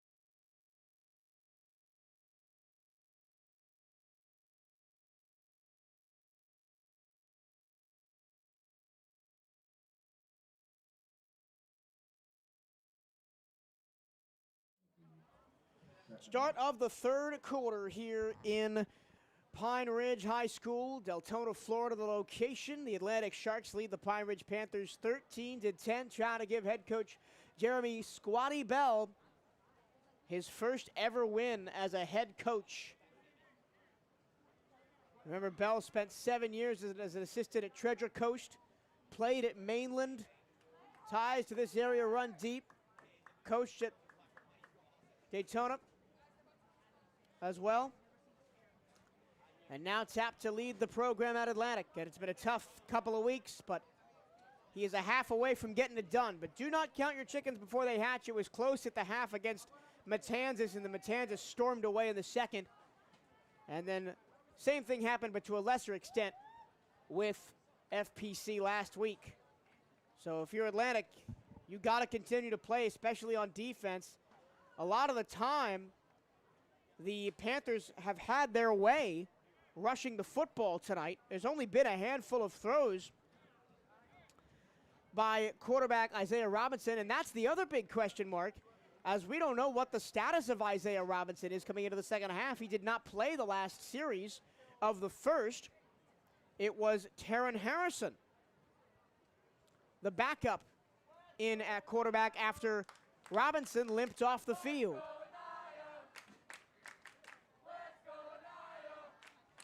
Taryn Harrison is a junior quarterback as opposed to the senior Isaiah Robinson.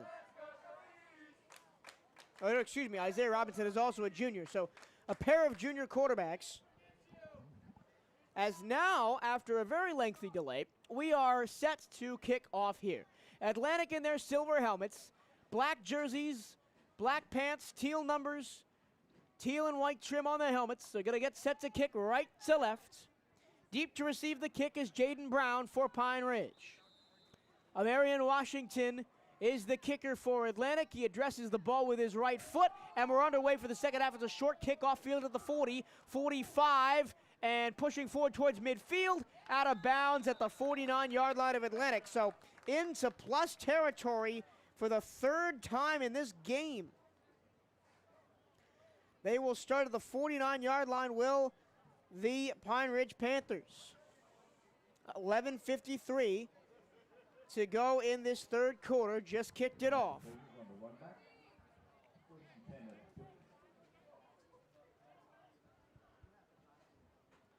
They will spot the ball, right at the 50-yard line. Pine Ridge in their teal helmets, white jerseys, white pants. The snap, the handoff on a jet sweep to Dylan. Dylan at the 45, at the 40, continuing to pound forward up inside to the 37-yard line.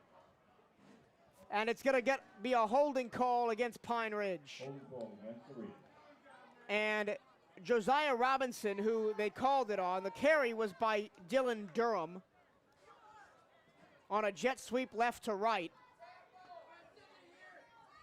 And Josiah Robinson is the other jet sweep man who is in to block, is incredulous.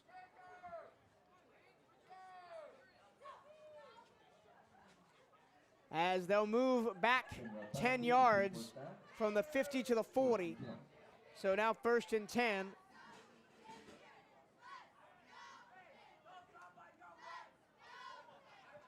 Someone we haven't seen tonight, and someone I don't even see on the sideline right now for Pine Ridge, is Chaz Williams, the transfer from Deltona.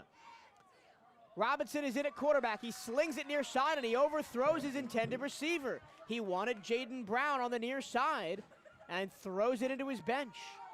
But once again, no Chaz Williams tonight for Pine Ridge. I don't see him out there, and I don't see him on the sideline. Williams is a do-it-all versatility player, plays wide receiver, quarterback, and strong safety. So unless he's changed his number, which he has not, he is not out there. And that's a shocker because he was one of my players to watch in the pregame show. 2nd down and 20 for Pine Ridge from their own 40-yard line. They go left to right. 3 receivers right, single left. Robinson back to pass. He moves to his right. He's going to unload deep down the field. It's going to be in double coverage. It's going to be incomplete. Wow, that was very close to finding the hands of Xander Wilson Beck on a go route down the left-hand side.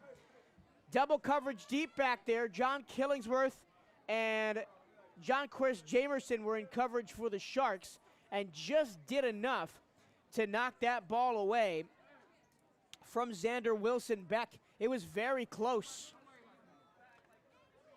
And there were a couple of passes like that that the Pine Ridge receivers caught last week against Palm Beach Christian in their 50-6 win for Pine Ridge. Now 3rd and 20 from their own 40.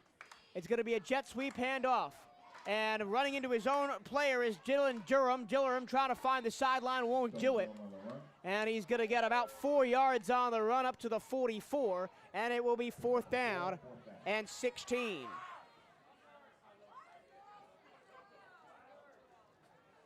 And it looks like punting is in order for the Pine Ridge Panthers on this, their first drive of this second half. Again, derailed by a penalty. They look to have had a big first down on a run, called back for a holding call. First week of the season against Father Lopez, they lost 20-0. They had 3 touchdowns called back for holding. So potentially could have won that game too. Nate Davis is back deep to receive the kick for Atlantic and whistle and a stoppage of play. As on to punt is Dalton Brockhouse. Excuse me, I have been saying that it was Dylan Brockhouse doing the kicking and punting for Pine Ridge. It is Dalton Brockhouse. My apologies to him. So Dalton Brockhouse is back to punt it away. It is 4th down and 16 from Pine Ridge's own 44-yard line. Brockhouse will punt left to right. Nate Davis is back at the 15-yard line to receive. Brockhouse boots this one deep. It's going to bounce to the 20. It's going to settle at the 15-yard line, and it's going to be down at the 16-yard line of Atlantic. So at the 16 is where Atlantic will start.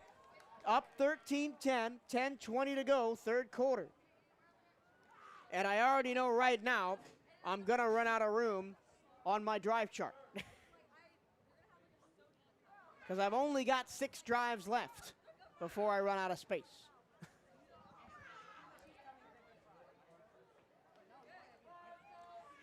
Atlantic in the all-black home strip, even though they're on the road, because this was supposed to be originally a home game before issues with Atlantic Stadium moved it here to Pine Ridge. From their own 16, they go right to left. Killingsworth and Dennis Gaines in the backfield. 2 receivers to each side, spread out wide. Killingsworth's been the danger man, but he hands to Dennis Gaines. Gaines hit the backfield and dragged backwards and dropped for a loss of 3. Excellent push by the front line. And I believe that is Sincere Small on the corner blitz that got back there and dropped Dennis Gaines for the loss.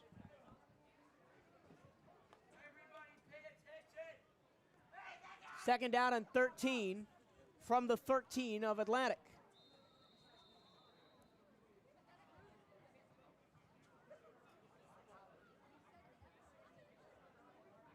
There is a stoppage here as there is an injured player on the field. It's an injured Atlantic Sark. He is down far sideline about the 30-yard line. Looks maybe like a cramp. Looks like they're stretching out his right leg.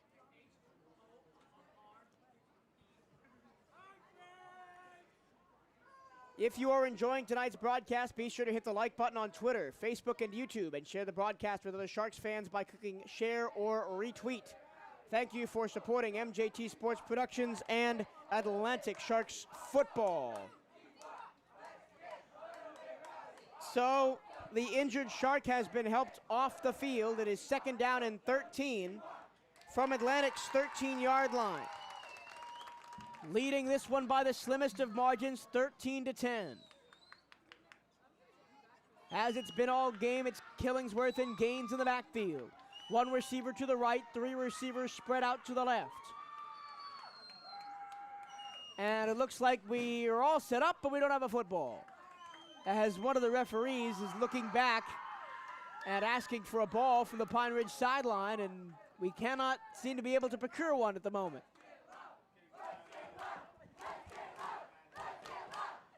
Oh, they're trying to add more time to the clock. So they're trying to communicate with the booth official that currently shows 10 minutes even to go.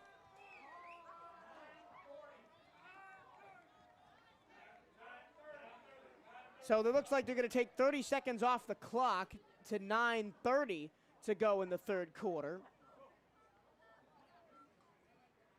As we wait for that to be changed. Once again, Sharks will have second down and 13 from their own 13-yard line. Up 13-10. Lots of 13s going on right now.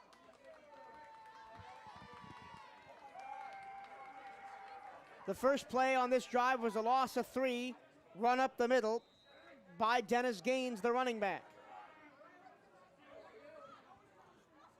Here we go. 9:30 to go, third quarter. Snap to Killingsworth, handoff, Gaines. No, Killingsworth keeps it. Straight up the middle, breaks the tackle, gets to the 25, and is going to be down close to that 25-yard line. So gain of about 9, I'd say, brings up third down and 4. Third down and 3 for the Sharks.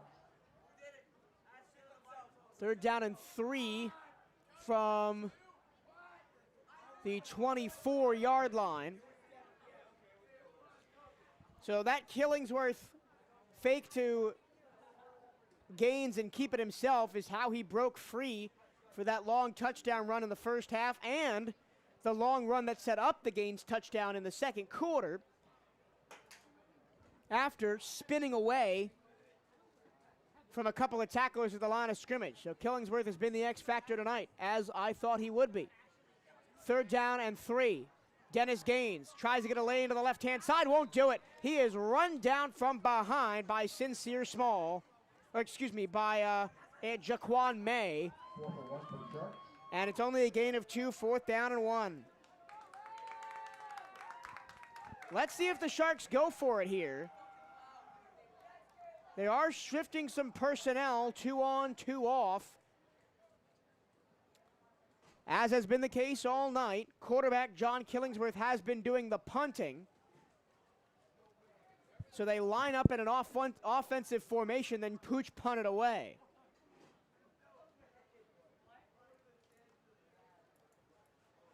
Let's see. The Sharks are on their own 25-yard line. It's 4th and 1. It looks like they're set up to go for it. 2 in the backfield. In the wing T formation for the first time tonight. The snap goes way over Killingsworth's head. He dives on it. Back near the goal line. It's going to be a safety. He ran all the way back into the end zone, and it's a safety.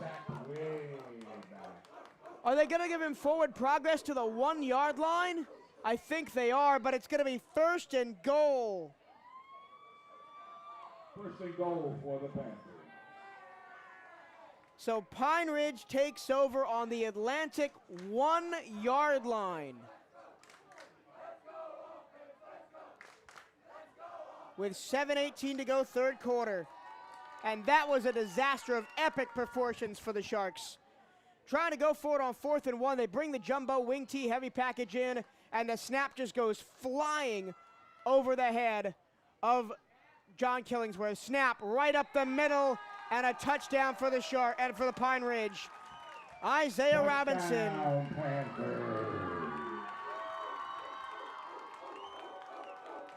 A 1-yard touchdown run by Isaiah Robinson has given Pine Ridge back the lead. Oh boy. If you remember back to the Matanzas game, it was only 7-0. And then 2 touchdowns and a safety in quick succession for Matanzas put that game out of reach in the span of about 5 minutes in the third quarter. And this has very similar feelings to that right here at the start of the third. Time to feel your best physically, mentally, spiritually, to be centered and supported. And another Shark is down inside the 5. Coming together to help you take control of your health. Time to feel whole. Advent Health is a proud supporter of Bruce. So it is 16-13 Pine Ridge, extra point pending. There is an Atlantic Shark down, so we'll take a quick break and be right back. This is MJT Sports Productions' broadcast of Atlantic Sharks football.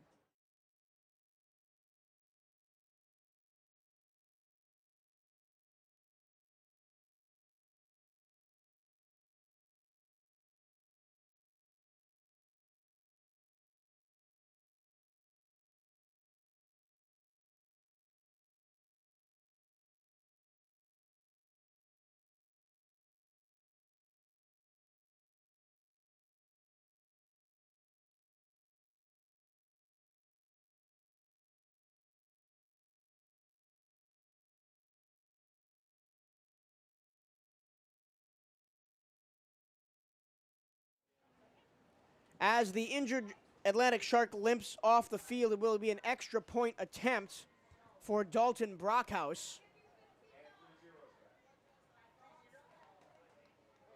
No, excuse me, that's not Brockhouse. Brockhouse is the holder. Evan Boyle is the kicker. Snap is good, the hold is good, the kick is up, and it is good. So with 7:12 to go, Pine Ridge leads it 17-13. And Atlantic just kind of collapses on 4th down and 1. A high snap over the head of Killingsworth gives Pine Ridge the ball at the 1, and all it took was one play.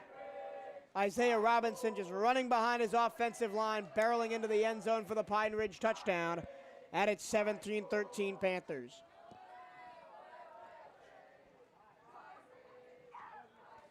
It's time you feel your best, physically, mentally, spiritually, to be centered and supported, to feel the power of a world-class healthcare network coming together to help you take control of your health. It's time to feel whole. Advent Health is a proud supporter of Volusia County School Athletics. Visit adventhealth.com to learn more.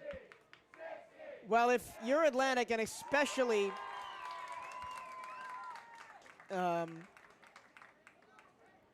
especially Christian Johnson, the center, and John Killingsworth, the quarterback, you've got to just put that behind you, get out, and go play football.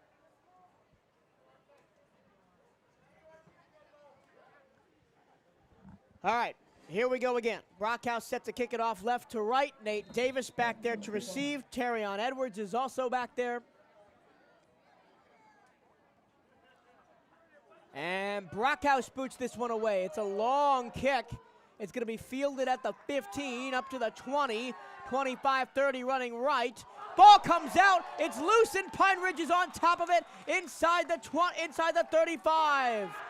Fumble, Panther recovery.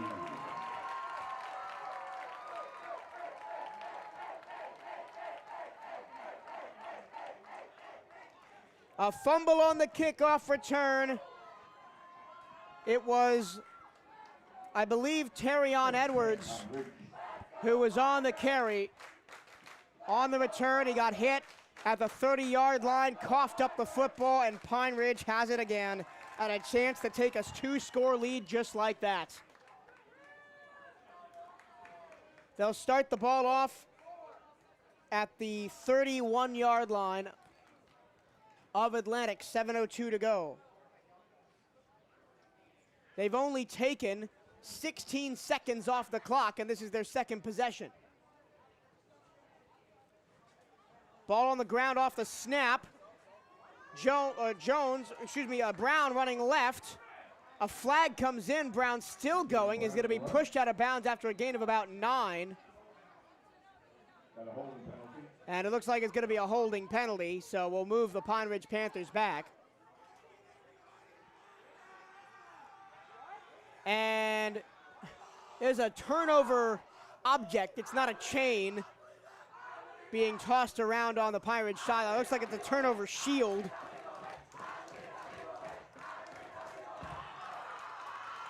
and it is being carried aloft by Alexander Woe,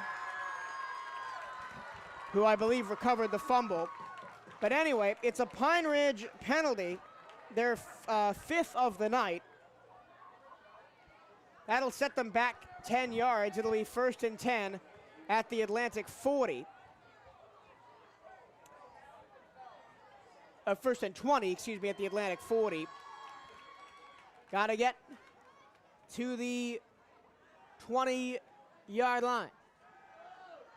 Throw over the middle, incomplete. In and out of the hands of Isaiah Robinson, and Isaiah Robinson has not completed a pass tonight. All of them have been too high or have been broken up by Atlantic.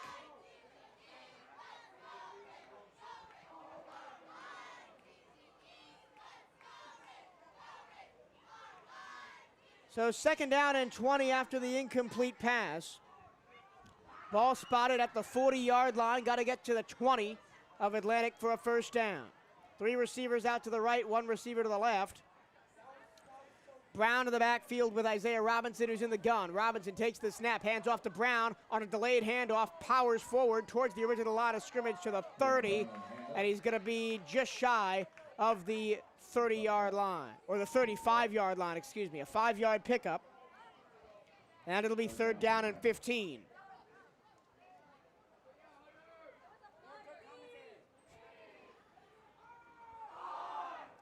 Third and 15 for Pine Ridge. Isaiah Robinson trots back to the huddle from the sideline.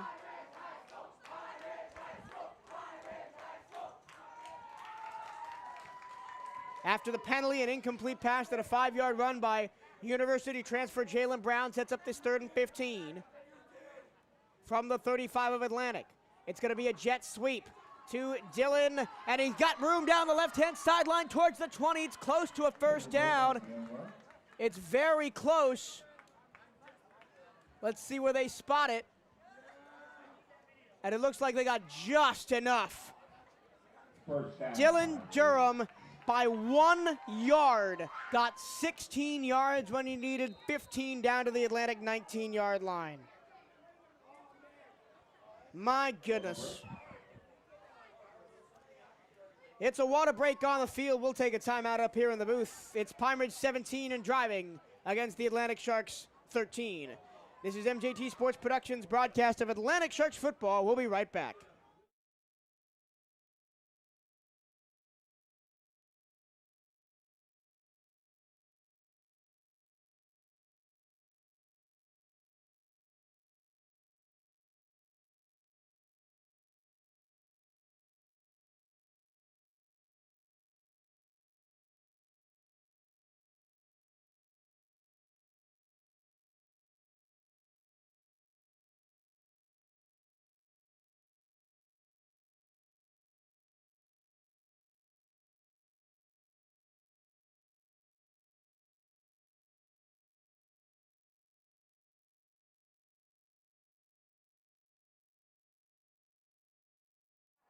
First down and 10 for the Pine Ridge Panthers at the Atlantic Sharks 21-yard line as a 16-yard jet sweep by Dylan Durham got the 1st down on 3rd down and 15 when the Sharks almost got off the field. And once again, it's beating yourself for the Sharks. Here's 1st and 10 for the 21. Handoff off a jet sweep to the left this time. They gave it to Josiah Robinson, and he got nowhere. In fact, he lost about 4 yards. Excellent job by the defensive front to set up this 2nd down and 14 all the way back to the 25. But once again, it's beating yourself. It's the high snap on 4th and 1 when you could have easily converted that and kept the drive going. You know, it's not getting off the field on 3rd and long.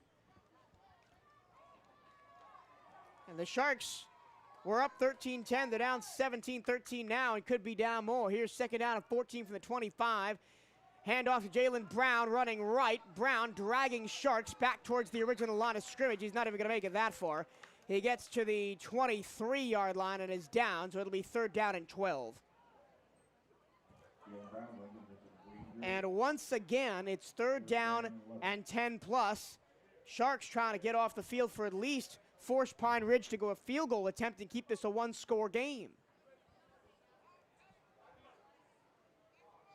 And the run has been all Pine Ridge has, because Isaiah Robinson, on the few times that he has thrown the ball, he's overthrown it basically every time, or it's been batted down by the Atlantic secondary.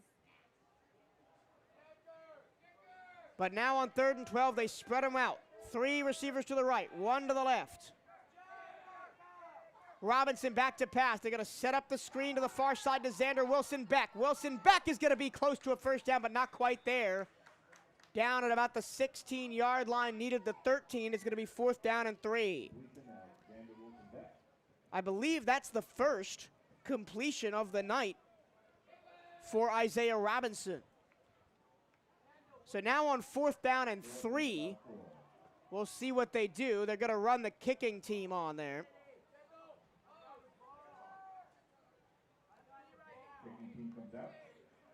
And they're going to try a field goal.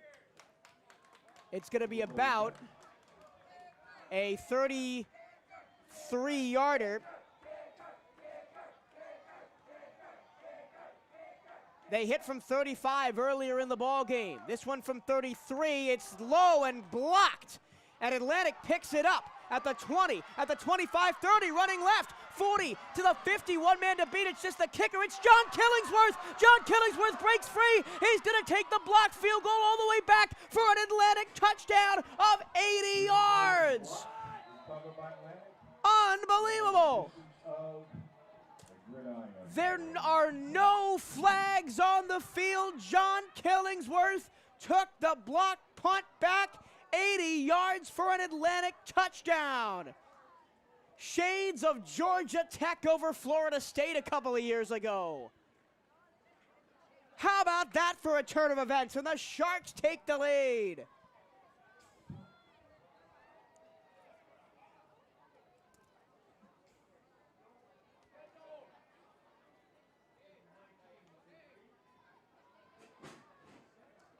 Apologies for being quiet there. I'm trying to figure out how to notate that in my book.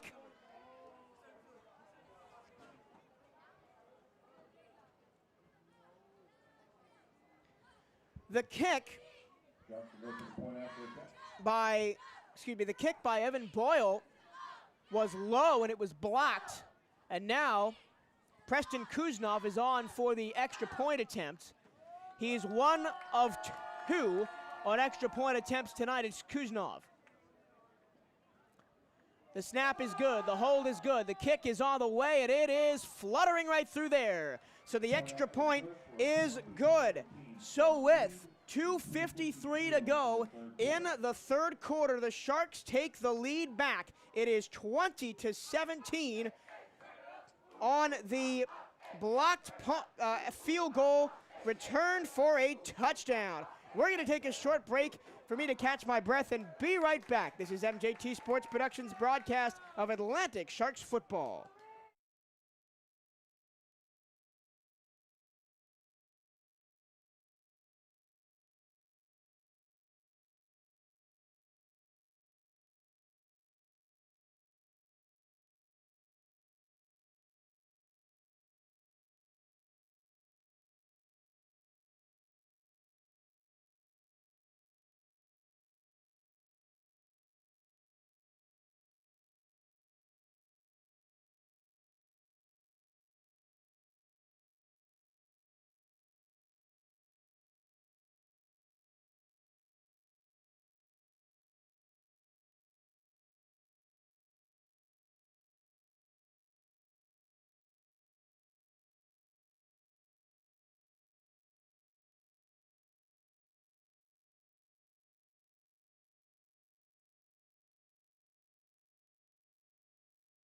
The Atlantic Sharks have taken the lead through the most shocking of circumstances. They blocked a field goal, and then John Killingsworth, the quarterback playing defense, picked it up and ran 80 yards with it the other way down the field for a touchdown. And the Sharks take a 20-17 lead with 2:53 to go in the 3rd. Welcome back to the football field at Pine Ridge High School. My name is Michael Tramillo, voice of the Sharks, thanking you for joining me once again for Atlantic Sharks football, an exciting edition of Atlantic Sharks football. This game is giving me flashbacks to the Halifax Academy game last year. The Sharks unfortunately fell in that one 28-26, but it was a tight game, back and forth, wire to wire, just like this one is. We're not even in the fourth quarter yet.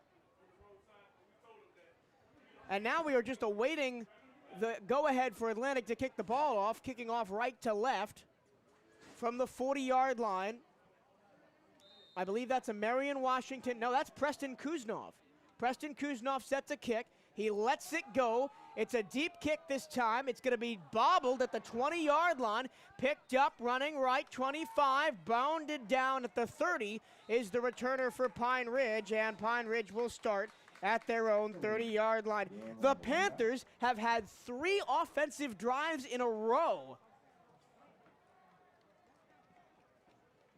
because they had the touchdown run of 1 yard after the Atlantic failed fourth down conversion. Then they recovered a fumble on the kickoff from Atlantic's side. They got a second drive out of it. Then that block punt return for an Atlantic touchdown. So this is the 3rd consecutive offensive possession that the Pine Ridge offense will be on the field. And I think that might play to Atlantic's detriment. Having players play on both sides of the ball, like Marion Washington, John Quest Jamerson, John Killingsworth, having that defense out there over and over and over again, especially against a team like Pine Ridge that's very good on the run, could we be seeing Atlantic starting to get gassed here? Either way, there's 2:53 to go in the 3rd quarter, and the Pine Ridge Panthers are starting at their own 24-yard line.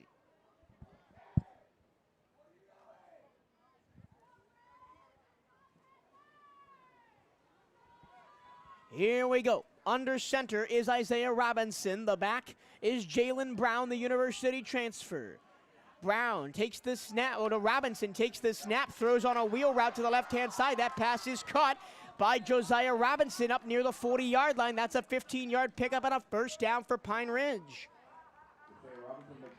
So after not completing a pass through the first 2.5 quarters, that's 2 completed passes on consecutive drives for Isaiah Robinson. As they move the chains all the way up to the 39-yard line of their own side of the field. They work left to right, the Panthers do. Teal helmets, gold stripe, white uniforms, white pants, teal numbers, gold trim, black, gold, and teal on the shoulders. Now 3 receivers to the right, 1 to the left. Robinson going to throw, set up a screen to the left-hand side to Xander Wilson Beck. Wilson Beck splits 2 defenders, gets into the open field, cross midfield. He's still going, dragging defenders. Oh, it's the fumble. The ball is taken away. John Killingsworth has the football at the 50-yard line, and he's down at the 47-yard line. Flags flying all over the place. It looked like Xander Wilson Beck had the ball ripped out of his hands. It was not John Killingsworth, excuse me. I don't know who it was on the Sharks that ripped the ball out and started running for it the other way, but it's a fumble and Atlantic football. There is a flag down, so the referees are going to have to try and sort this one out. I'm not sure even who the flag is on.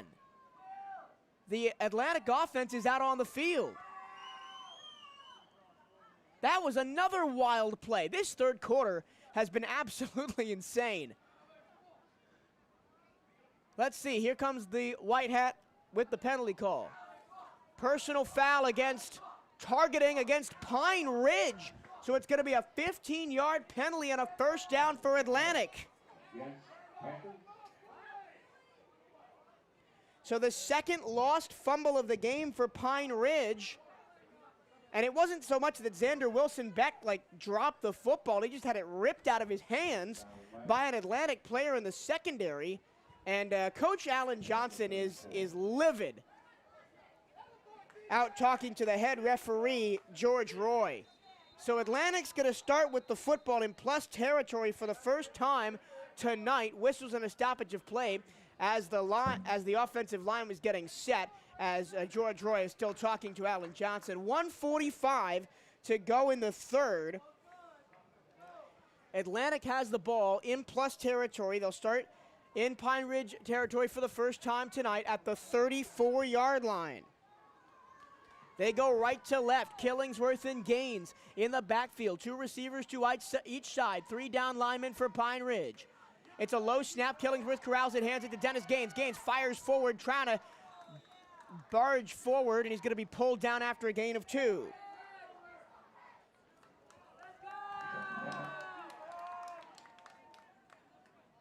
Second and 8. After the gain of 2, it'll be 2nd and 8. Killingsworth runs to the sideline to get the play, as he does every play. 1:20 left in the third quarter. And we'll see what head coach Squatty draws up on this 2nd down and 8. Atlantic is at the 31-yard line of Pine Ridge, going right to left. Clap of the hands from Killingsworth. He takes the snap. He hands it to Gaines. Gaines right up the middle. Powers over a defender. Gets close to a first down. That'll be a pickup of about 6. So it'll be 3rd down and 2. And Dennis Gaines just viciously running up the middle, powering over a defender that time. Once again, I apologize if I incorrectly identify some Atlantic players. It is very difficult to see their numbers. It is dark teal on a black shirt with no striping or piping or outline on those numbers in any way. So I'm doing my best up here from about 100 yards away. 3rd down and 2. Killingsworth in the gun, 2 receivers each side. Killingsworth, the snap. He hands the ball off up the middle. Dennis Gaines breaks free. Dennis Gaines firing forward down to the 20-yard line, and he's going to be down to the 19-yard line. 1st down for Atlantic. That run is good for a first down for the Sharks. And I think John Killingsworth is kind of tired, because a couple of these in the first half, he would have pulled himself and just ran, and that'll be the end of the 3rd quarter. The clock runs out on the 3rd. We head to the 4th. It's Atlantic 20, and they're driving inside the red zone. Pine Ridge 17. Put your 4s up. We're back for the final frame after this short break. You're watching and listening to MJT Sports Productions broadcast of Atlantic Sharks football.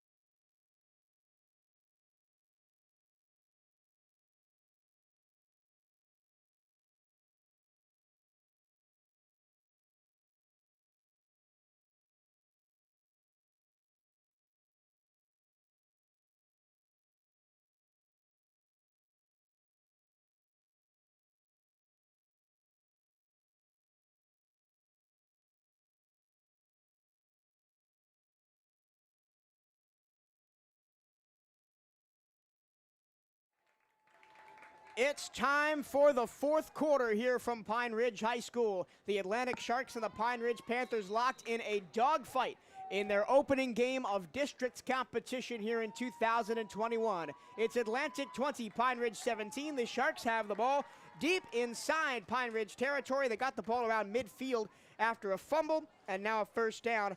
Makes it 1st down and 10 at the 19-yard line. Sharks in the all-black silver helmets going left to right. John Killingsworth is the quarterback. He's got 2 receivers to each side, and Dennis Gaines in the backfield. Now he motions Gaines out to the left, so he's alone.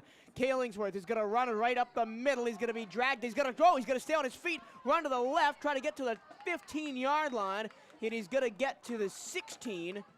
They'll spot him right at the 15-yard line, so about a 4-yard gain, 2nd down and 6. John Killingsworth, tonight, more than really any other time that I've seen him play in the 2 seasons I've been calling Atlantic Sharks games, has looked very elusive. Last year, when he was forced to scramble a lot, he was just under pressure. He was running laterally. Today, he's got his head forward. He's making defenders miss in the backfield. He's finding space where a lot of the time there was no space to work with last year. The offensive line is doing a lot better tonight than they have for the previous 3 games. Killingsworth hasn't had to scramble as much even when he's dropped back to pass.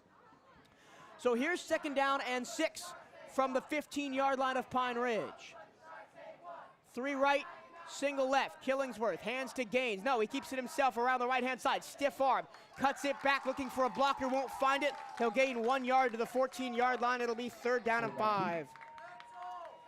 And that time, I think Killingsworth should have handed it off to Dennis Gaines, but of course, hindsight is 20/20 there. 3rd down and 5. I'm not sure what Preston Kuznov's field goal range is. He did miss about a 25-yard extra point after a penalty backed up the Sharks in the 1st quarter. And then in previous games, the Sharks had not had a kicker, so they would go for it on 4th down whenever they felt they were in potential field goal range. 3rd down and 5. Ball spotted at the 13-yard line of Pine Ridge. Only 3 down linemen for the Panthers. Killingsworth looks to the sideline to get the play. Under 10 minutes to go in the ball game, clock rolling. And a whistle and a flag, and that's going to be delay of game. So it'll be 3rd down and 10.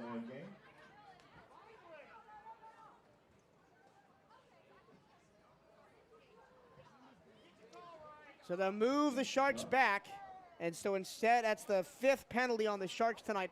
If instead of 3rd down and 5, it'll be 3rd down and 10. This is very similar to the situation last week where John Killingsworth threw an interception in the end zone after that really incredible 73-yard drive. They got it down inside the 5. Unfortunately, a penalty backed up the Sharks to about the 15 where they are now. And Killingsworth on 4th and goal just heaved it up and it was intercepted. 3rd down and 10 from just inside the 20-yard line. Killingsworth takes the snap. He stands in the pocket. Now he's pressured, forced to roll to his right. He's still pressured, backpedaling. He escapes. He throws the ball down towards the end zone. It's going to be jumped for and fought for and caught in the end zone for a touchdown. It was caught in the back of the end zone for a touchdown by Dennis Gaines. Dennis Gaines climbed the ladder and bails out his quarterback. John Killingsworth had to scramble. He had to survive. He had to extend the play. He ran all the way to the left-hand sideline. Eventually, he just chucked it up to the back left-hand corner of the end zone, and Dennis Gaines out of the backfield came down with it.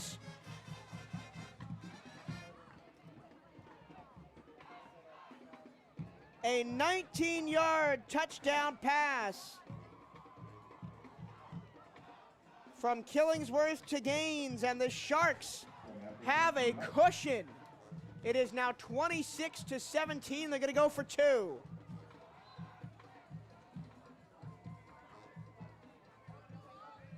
Oh, no, they're not. It looked like they were going to go for 2 because Killingsworth was out there. He's just holding for Kuznov, and that's a bad snap.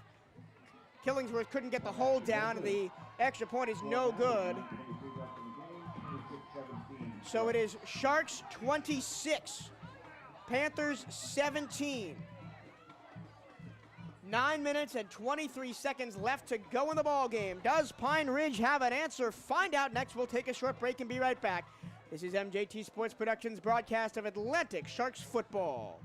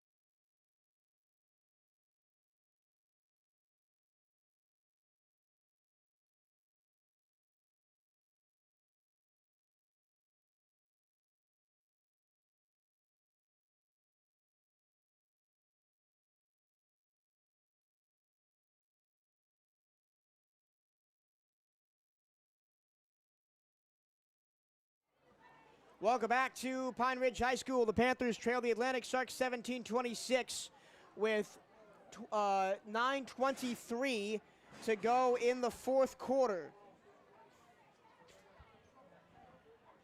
And there was a personal foul called on Atlantic after the touchdown play, or after the extra point attempt. So they will, instead of the 40, it's a 15-yard penalty, so Atlantic will kick from their own 25. So this might be pretty good field position for Pine Ridge, considering the kicking for Atlantic hasn't been as solid.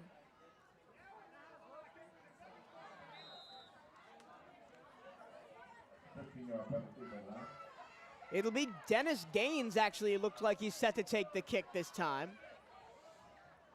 Left to right from the 25. Gaines steps up to address the ball with the right foot.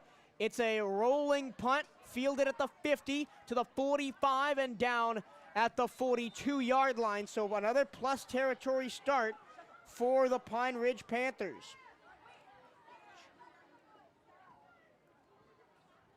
This is the fourth time that the Panthers have started in Atlantic territory tonight, but have only amassed 17 points.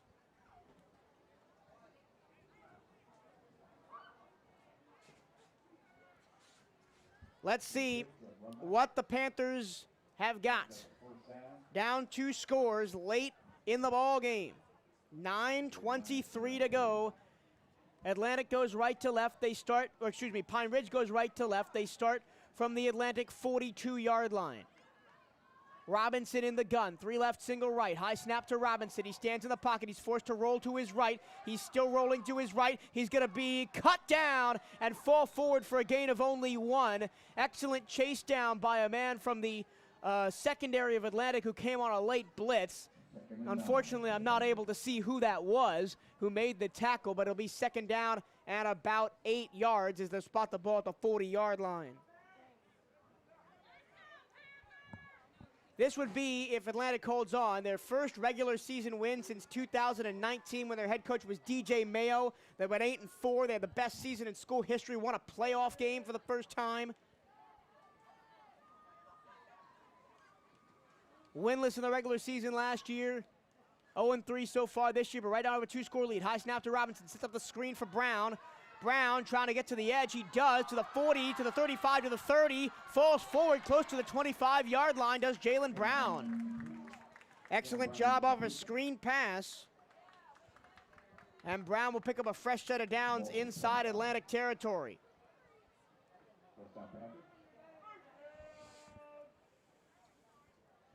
I don't think Brown stepped out there. He did apparently step out of bounds. Clock stopped 8:18. No, they're stopping it while they move the chains. Now the clock starts again.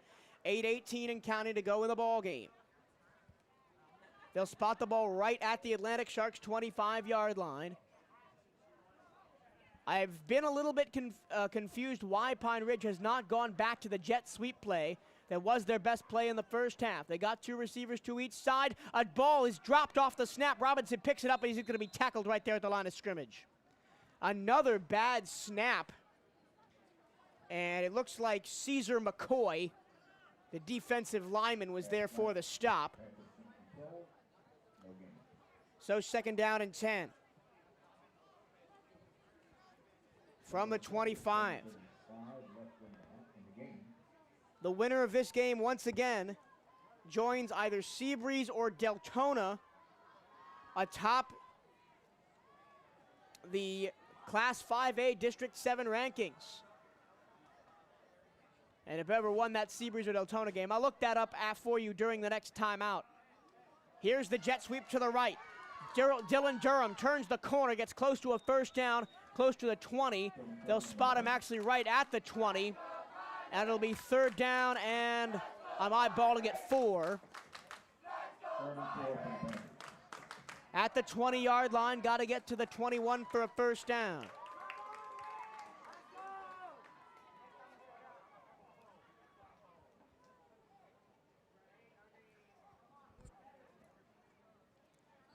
Let's see if the Sharks can make a stand on defense. Third down and 4. The ball spotted on the right hash. One receiver way out to the left, and the snap goes way over the head of Isaiah Robinson, but the Sharks took a timeout before that happened to kind of spare the center a little bit of grief. We will take that timeout that I promised you before. I'll look up the score of the Deltona Seabreeze game, and we'll be right back. Sharks lead Pine Ridge 26-17 with 6:29 to go in the ball game. This is MJT Sports Productions' broadcast of Atlantic Sharks football.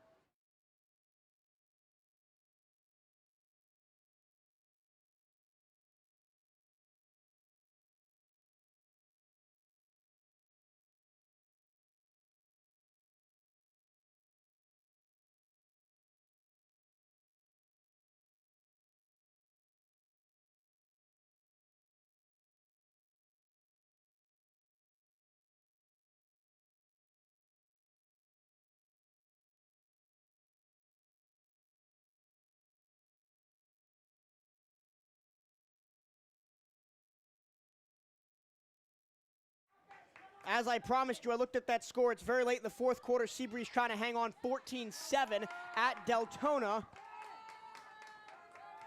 Mainland does get the win over Lake Minneola, 34-6. That's their first win of the season, shockingly enough, for the Buccaneers.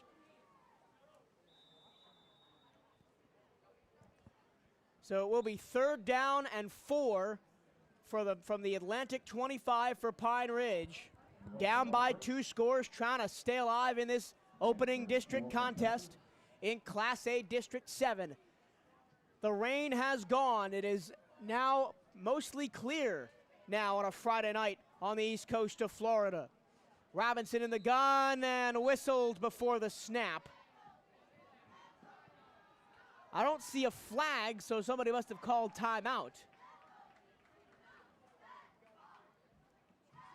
We're still sorting this one out.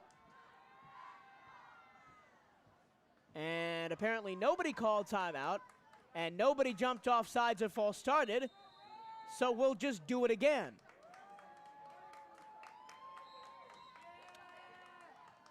And now everybody going to the sidelines because Pine Ridge calls timeout. My goodness. Play hard, eat clean, love big, and start living your best life, because we're here to help heal what hurts, ease your mind, and lift your spirit with the latest medical innovation and whole person care. It's time to take control of your health. It's time to feel whole. Advent Health is a proud supporter of Volusia County School Athletics. Visit adventhealth.com to learn more. Once again, a major thank you to everybody tuning in tonight. It's been a fantastic night of high school football here in Deltona, Florida. If you're a fan of the Sharks, the Panthers, or just tuning in because you like my voice, I don't know. But if you're listening tonight, a sincere thank you for tuning in all season long, all year long, for supporting MJT Sports Productions and Atlantic Athletics. Next week, we'll be at home at Daytona Stadium, Thursday night, the 23rd, against the Wildwood Wildcats. Broadcast coverage starts at 7 p.m. Eastern, as does the game. All right, both teams have taken a timeout. Now they're back on the field. Once again, the Panthers are facing a 3rd down and 4 from the Atlantic 25. They go right to left. Teal helmets, white jerseys, white pants. Silver helmets, black jerseys, black pants for Atlantic. Isaiah Robinson takes the snap, back to throw, rolls to his right, throws it down the sideline. It's caught at the 5, towards the goal line, and it looks like the receiver was stopped short at the 1.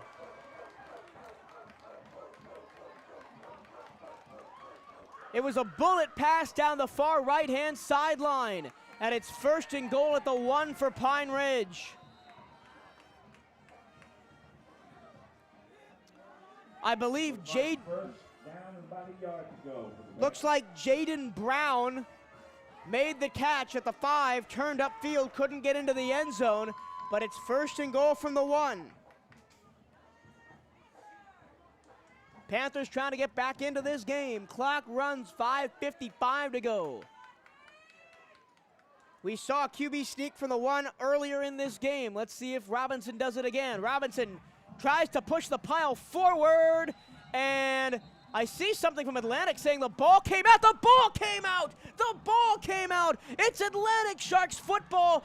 Pine Ridge turns the ball over for a third time tonight on the goal line. The Atlantic defense holds again.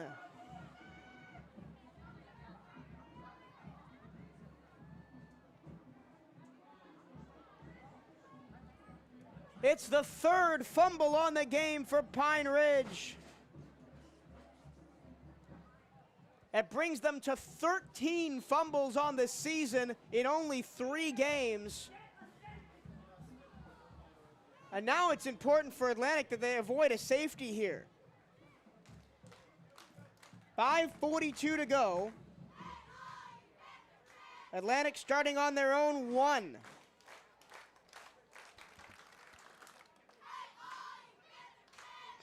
If I was Coach Squatty here, and I'm not, I would just power run this up the middle with Dennis Gaines or John Killingsworth. But it looks like Killingsworth's alone in the backfield. 2 left, 2 right, a tight end each side. Killingsworth takes the snap. He's going to run right up the middle. He's going to get clear of the end zone by barely. He's going to get back to the line of scrimmage and not more, so it's 2nd down and 10 from the 1-yard line.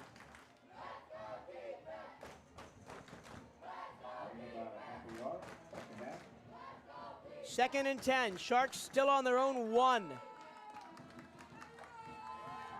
Up 26-17 against Pine Ridge. Trying to hang on for their first win in over 2 years.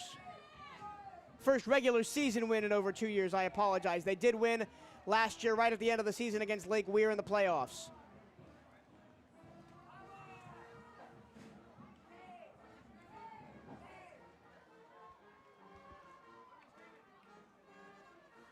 To each side. Gaines and Killingsworth in the backfield like they've been all night. 4 down linemen this time. Here comes a blitz. Killingsworth's going to throw back. Shoulder, it's intercepted, and walking into the end zone for the touchdown. It's a pick 6. Sincere Small. Touchdown, Pine Ridge, and that is the disaster scenario for Atlantic.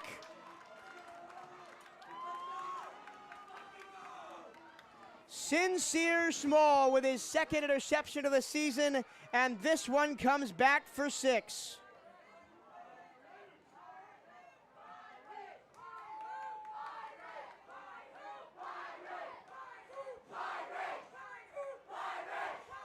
The crowd gets loud here as the Pine Ridge Panthers have narrowed the gap to just 3. The extra point is up, and it is good by Evan Boyle. The gap is just 2.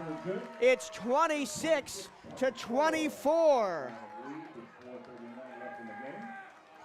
Sincere Small, the pick 6.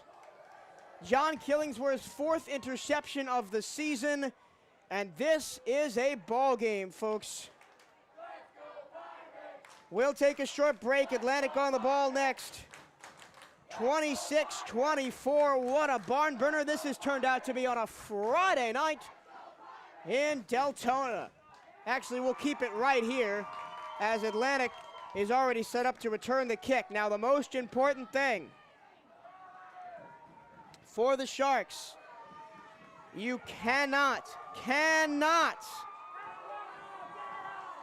fumble this ball or give it back to Pine Ridge on a turnover. All you have to do is burn the last 4:39 of clock. This is a very similar situation to the Sharks were in last year against Halifax, although they were down 28-26, and they could not get a score before the end of the game to win.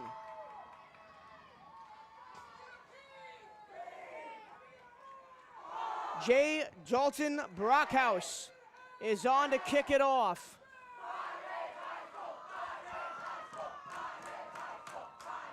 Brockhouse puts the right foot through it, left to right.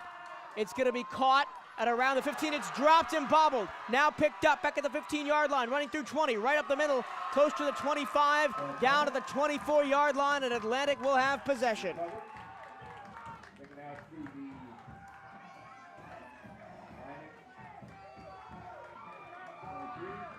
First down, Sharks. Atlantic will have the ball. Let's see where they spot it. At the 22-yard line.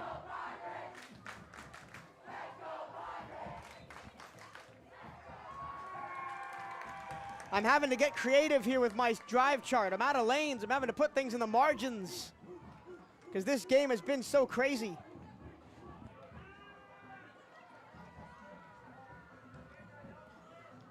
Handoff. Dennis Gaines running left, trying to turn the corner, runs into a white and teal wall and only gets about 2 yards.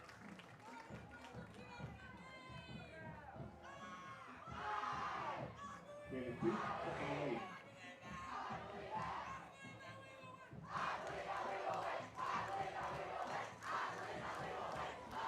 Sharks, or excuse me, the crowd here at Pine Ridge getting loud. This is a fantastic student section, and they love their Panthers.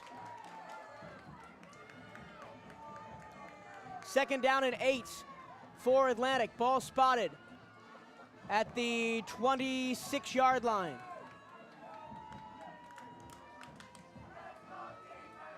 Killingsworth takes the snap. He hands to Gaines running left. Dennis Gaines trying to push the pile. He gets to the 25, excuse me, he gets to the 30 and is down at the 31-yard line, so it sets up a 3rd down and 3.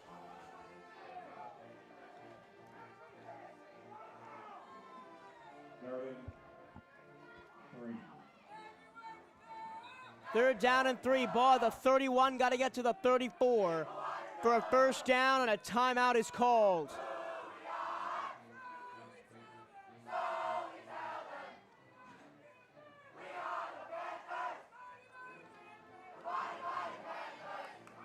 I think, yeah, timeout has been called. I'm not sure who by. But there is a timeout on the field, so I'm just going to be quiet for a second and let you listen to this crowd.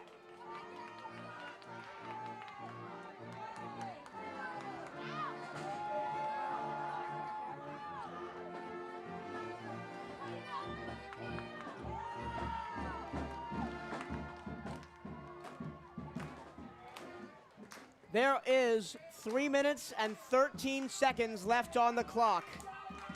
The Atlantic Sharks have 3rd down and 3, going left to right at their own 31-yard line. Got to get to the 34. This drive so far has been 2. Dennis Gaines runs off tackle to the left. Let's see what they dial up here. Can Pine Ridge's defense get off the field and give their offense a chance to win the ball game? Snap to Killingsworth, handoff to Dennis Gaines. He did not get there. He got back to the line of scrimmage and not a yard more.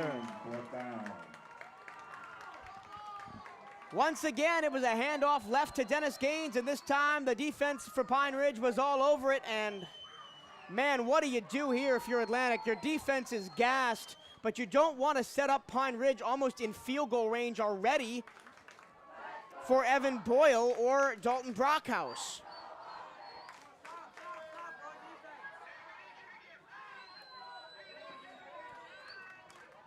If you're me, I try and punt it here. Get it as far downfield as you can and let your defense try and win you the ball game. Because if you go for it on 4th down here and don't get it, you're basically setting up Pine Ridge only needing about 10 yards to get into field goal range, maybe even 5 yards to get into field goal range. And Atlantic is going to run the clock all the way down to 2 minutes and 13 seconds and take a timeout. Will take one with them. A huge 4th down play for the Sharks when we come back. This is MJT Sports Productions broadcast of Atlantic Sharks football. Stay tuned. You won't want to miss the ending of this one.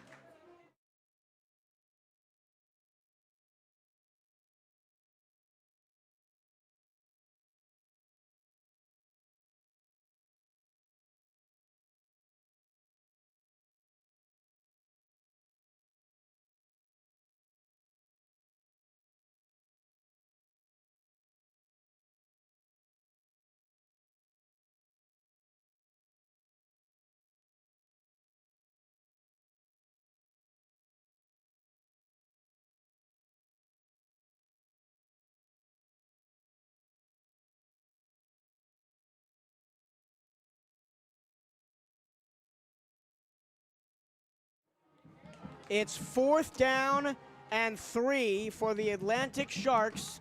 They're at their own 31-yard line. Got to get to the 34. They're up 26-24 with 2 minutes and 13 seconds to go.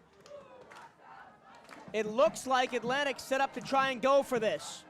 They've missed a 4th down conversion once before because the snap went over Killingsworth's head. Cannot afford to have that happen now. They're going wing T, strong side right, and a flag comes in, and it looks like Pine Ridge may have jumped.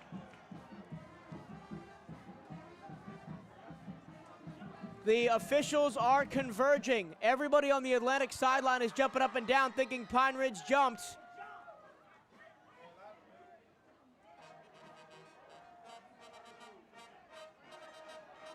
There is still a big-time confrontation going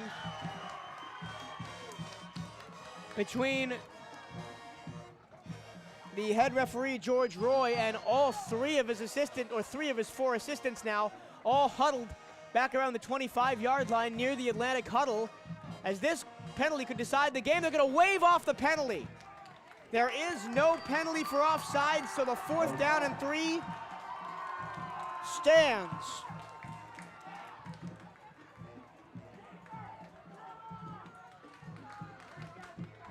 Once again, this is the largest play of the game by some order of magnitude.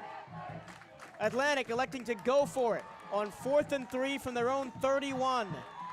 If they get it, they could likely salt away the rest of the 2 minutes and 13 seconds on this clock and hang on for a 26-24 win. Would be the first for Coach Jeremy Squatty Bell, first ever as a head coach after 7 seasons as an assistant at Treasure Coast. Atlantic swapping a bunch of personnel.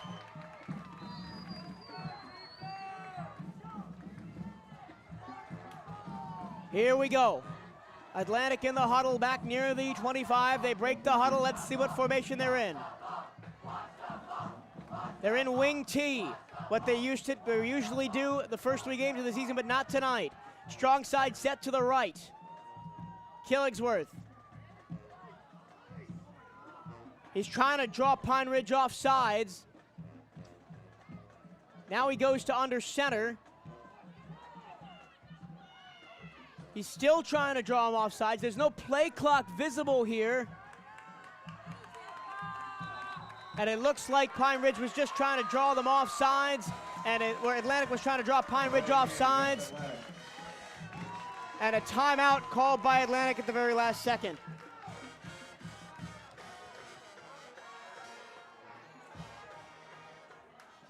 Still 2:13 to go. If you're enjoying tonight's broadcast, and I cannot see why you are not, be sure to hit the like button on Twitter, Facebook, and YouTube. Share the broadcast with other Sharks fans by clicking share or retweet. Thank you for supporting MJT Sports Productions and Atlantic Sharks football. So after what seems like about 45 minutes, but in reality it's just about 3, we will finally see what happens on this 4th down play after this timeout. Pine Ridge has used the timeout. Atlantic's used 2 timeouts on this 4th down. He used the timeouts to try and get the Pine Ridge defense to jump off sides. They did not. And they're back in wing T. Power set to the right.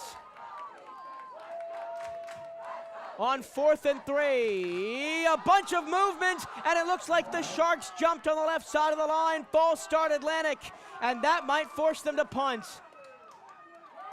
It's a false start for Atlantic. R.J. Pohl, the left guard, jumped offside, or jumped too fast for the false start, and that turns a 4th and 3 into a 4th and 8, and now you've got a punt.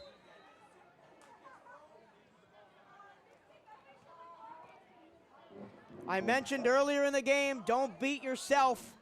And the Sharks are ahead despite a fair bit of that tonight. The snap over Killingsworth's head that gave the Panthers an easy touchdown. The pick 6 thrown by Atlantic to even put the Panthers in this position down 2. It's going to be a punt. Killingsworth gets it off. It's not very deep. It's going to land at the 50 and take an Atlantic bounce back to the 40, and it's going to sit at the 37-yard line of Pine Ridge. Pine Ridge takes over. So Pine Ridge has 2 minutes and 3 seconds to try and get into field goal range here. That's their own 38. And they will start at their own 37-yard line.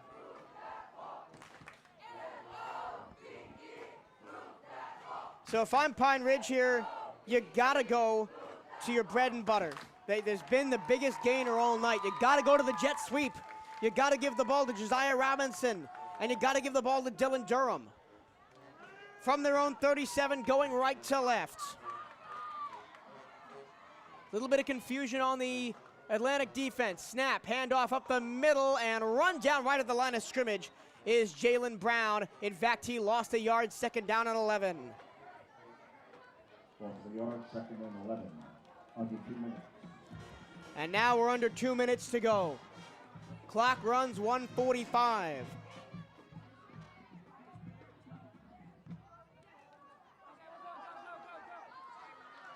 Pine Ridge still has 2 timeouts. They go to the line. Second down and 11. The student section in front of me is running down towards the field to try and get closer. They set up the screen to Brown. Brown cuts it back. He's wrapped up and dropped after a gain of 2 yards. Up to the 40-yard line. Timeout Pine Ridge. They're down to 1 timeout. And after the timeout, it will be third down and about 8. Got to get to the 48-yard line. They're at the 40.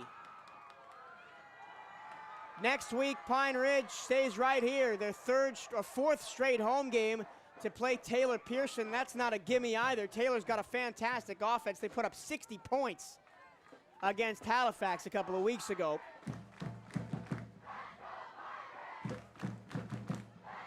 As the game from kickoff to now has ticked over 3 hours in length.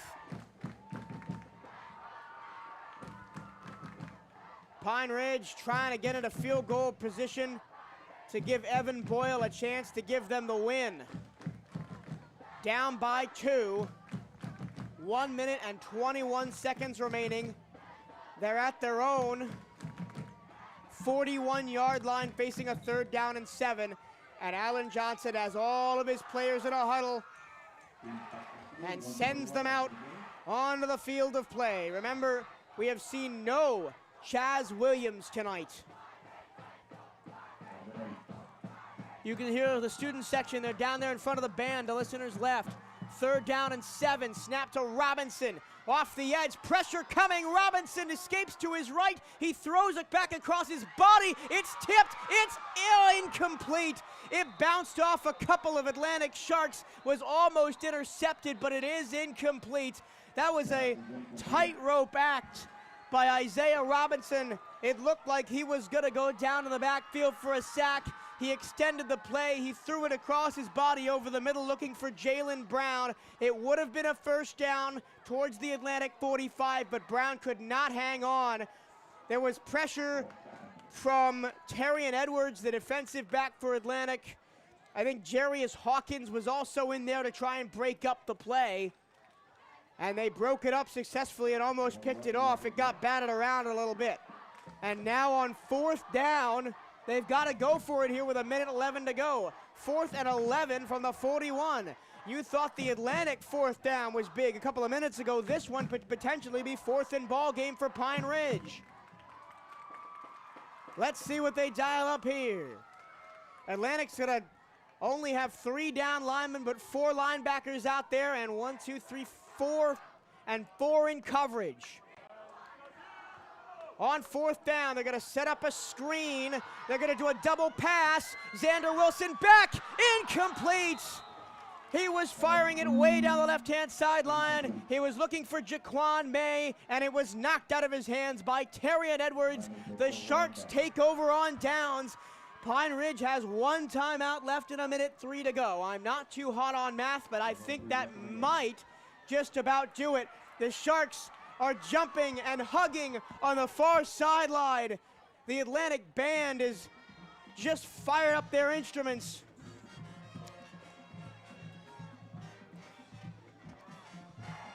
First and 10 for the Sharks.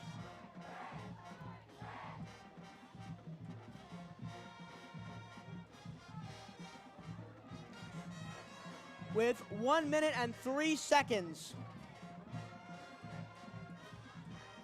Atlantic has the ball in plus territory at the 40-yard line.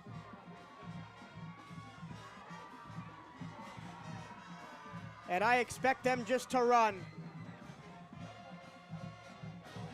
And the band and the ruckus you hear now is not from the Pine Ridge crowd. It's from the few traveling Atlantic supporters dressed in black and teal who have made the trip an hour to the south to see their Sharks potentially pick up a win. The Sharks take a delay of game penalty that moves the ball back to the 45. It's the Sharks' 8th penalty of the game, but they will not matter. This is it looks like they're in punting formation, do Atlantic. They've got a deep back all the way at the 40. I guess that's to guard against their own 40, I might say. That's probably just to guard against the wayward snap. Killingsworth will kneel the ball down. Will Pine Ridge take their final timeout? One of the referees is going and asking Alan Johnson, then they do take their final timeout. Once again, join us next week, 7 p.m. Eastern, Thursday night, the 23rd at Daytona Stadium, as the Sharks take on the Wildwood Wildcats. Seabreeze, I believe, has hung on to beat Deltona 14-7.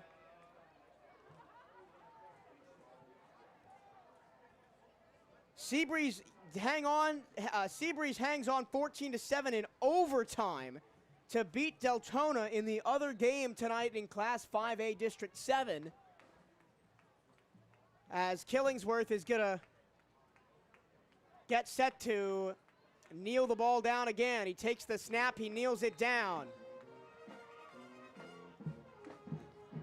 Clock now under a minute to go. And all the Sharks have got to do is kneel it down one more time. The Atlantic Sharks, for the first time since MJT Sports Production started covering them back in 2020, are going to be winners on the gridiron in the regular season. They got a win in the quote-unquote playoffs last year against Lake Weir. That was when every team made the playoffs if you played a certain amount of games. I know the feeling in the Sharks that really didn't count as a playoff win. But tonight, it counts. Atlantic Sharks win the ball game 26-24 over the Pine Ridge Panthers. And there are jubilations in black, teal, and silver tonight. Once again, your final score, Atlantic 26, Pine Ridge 24. We will take a little bit of a break. When we come back, we will wrap it up from Pine Ridge High School, where the Sharks defeat the Panthers 26-24 and are going home winners. They move to 1-3 on the season. The Pine Ridge Panthers drop to 1-2. We will take a short break and be right back. And when we come back, it's the drive-by-drive recap and score summary, and signing off from here in the booth. This is MJT Sports Productions broadcast of Atlantic Sharks football.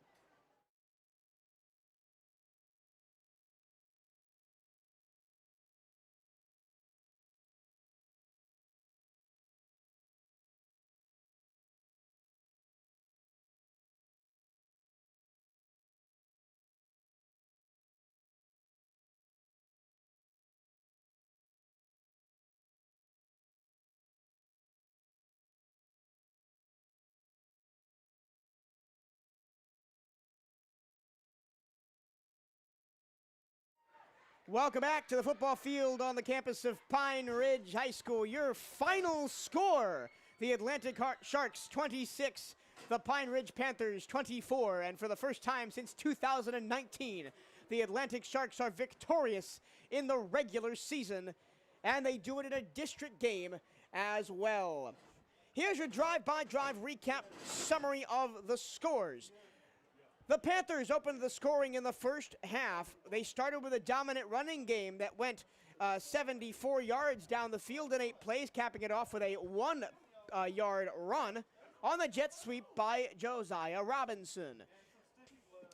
Atlantic tried to tie the game up on the next drive with only a 4-play, 75-yard drive in which John Killingsworth scampered away down the right-hand sideline for a 45-yard touchdown run. Unfortunately, the extra point was no good, so the Panthers led 7-6.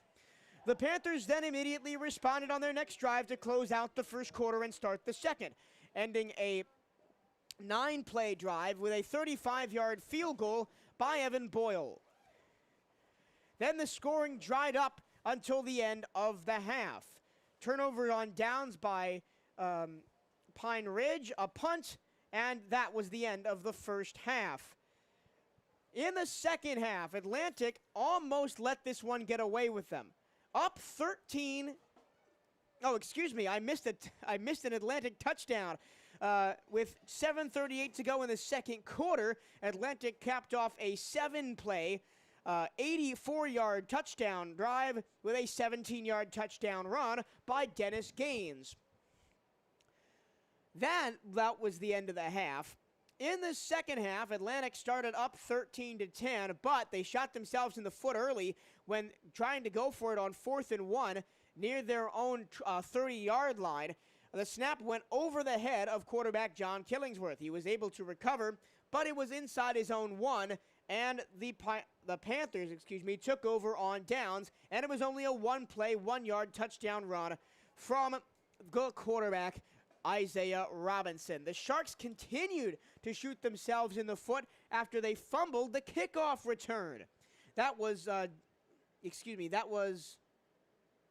trying to find where it was on my chart. That was Terrian Edwards who fumbled the football and gave Pine Ridge field position at the 37-yard line of Atlantic. But in the wildest turn of events I have ever called in a football game, or at least one of them, Pine Ridge drove down, attempted a 33-yard field goal, and it was blocked.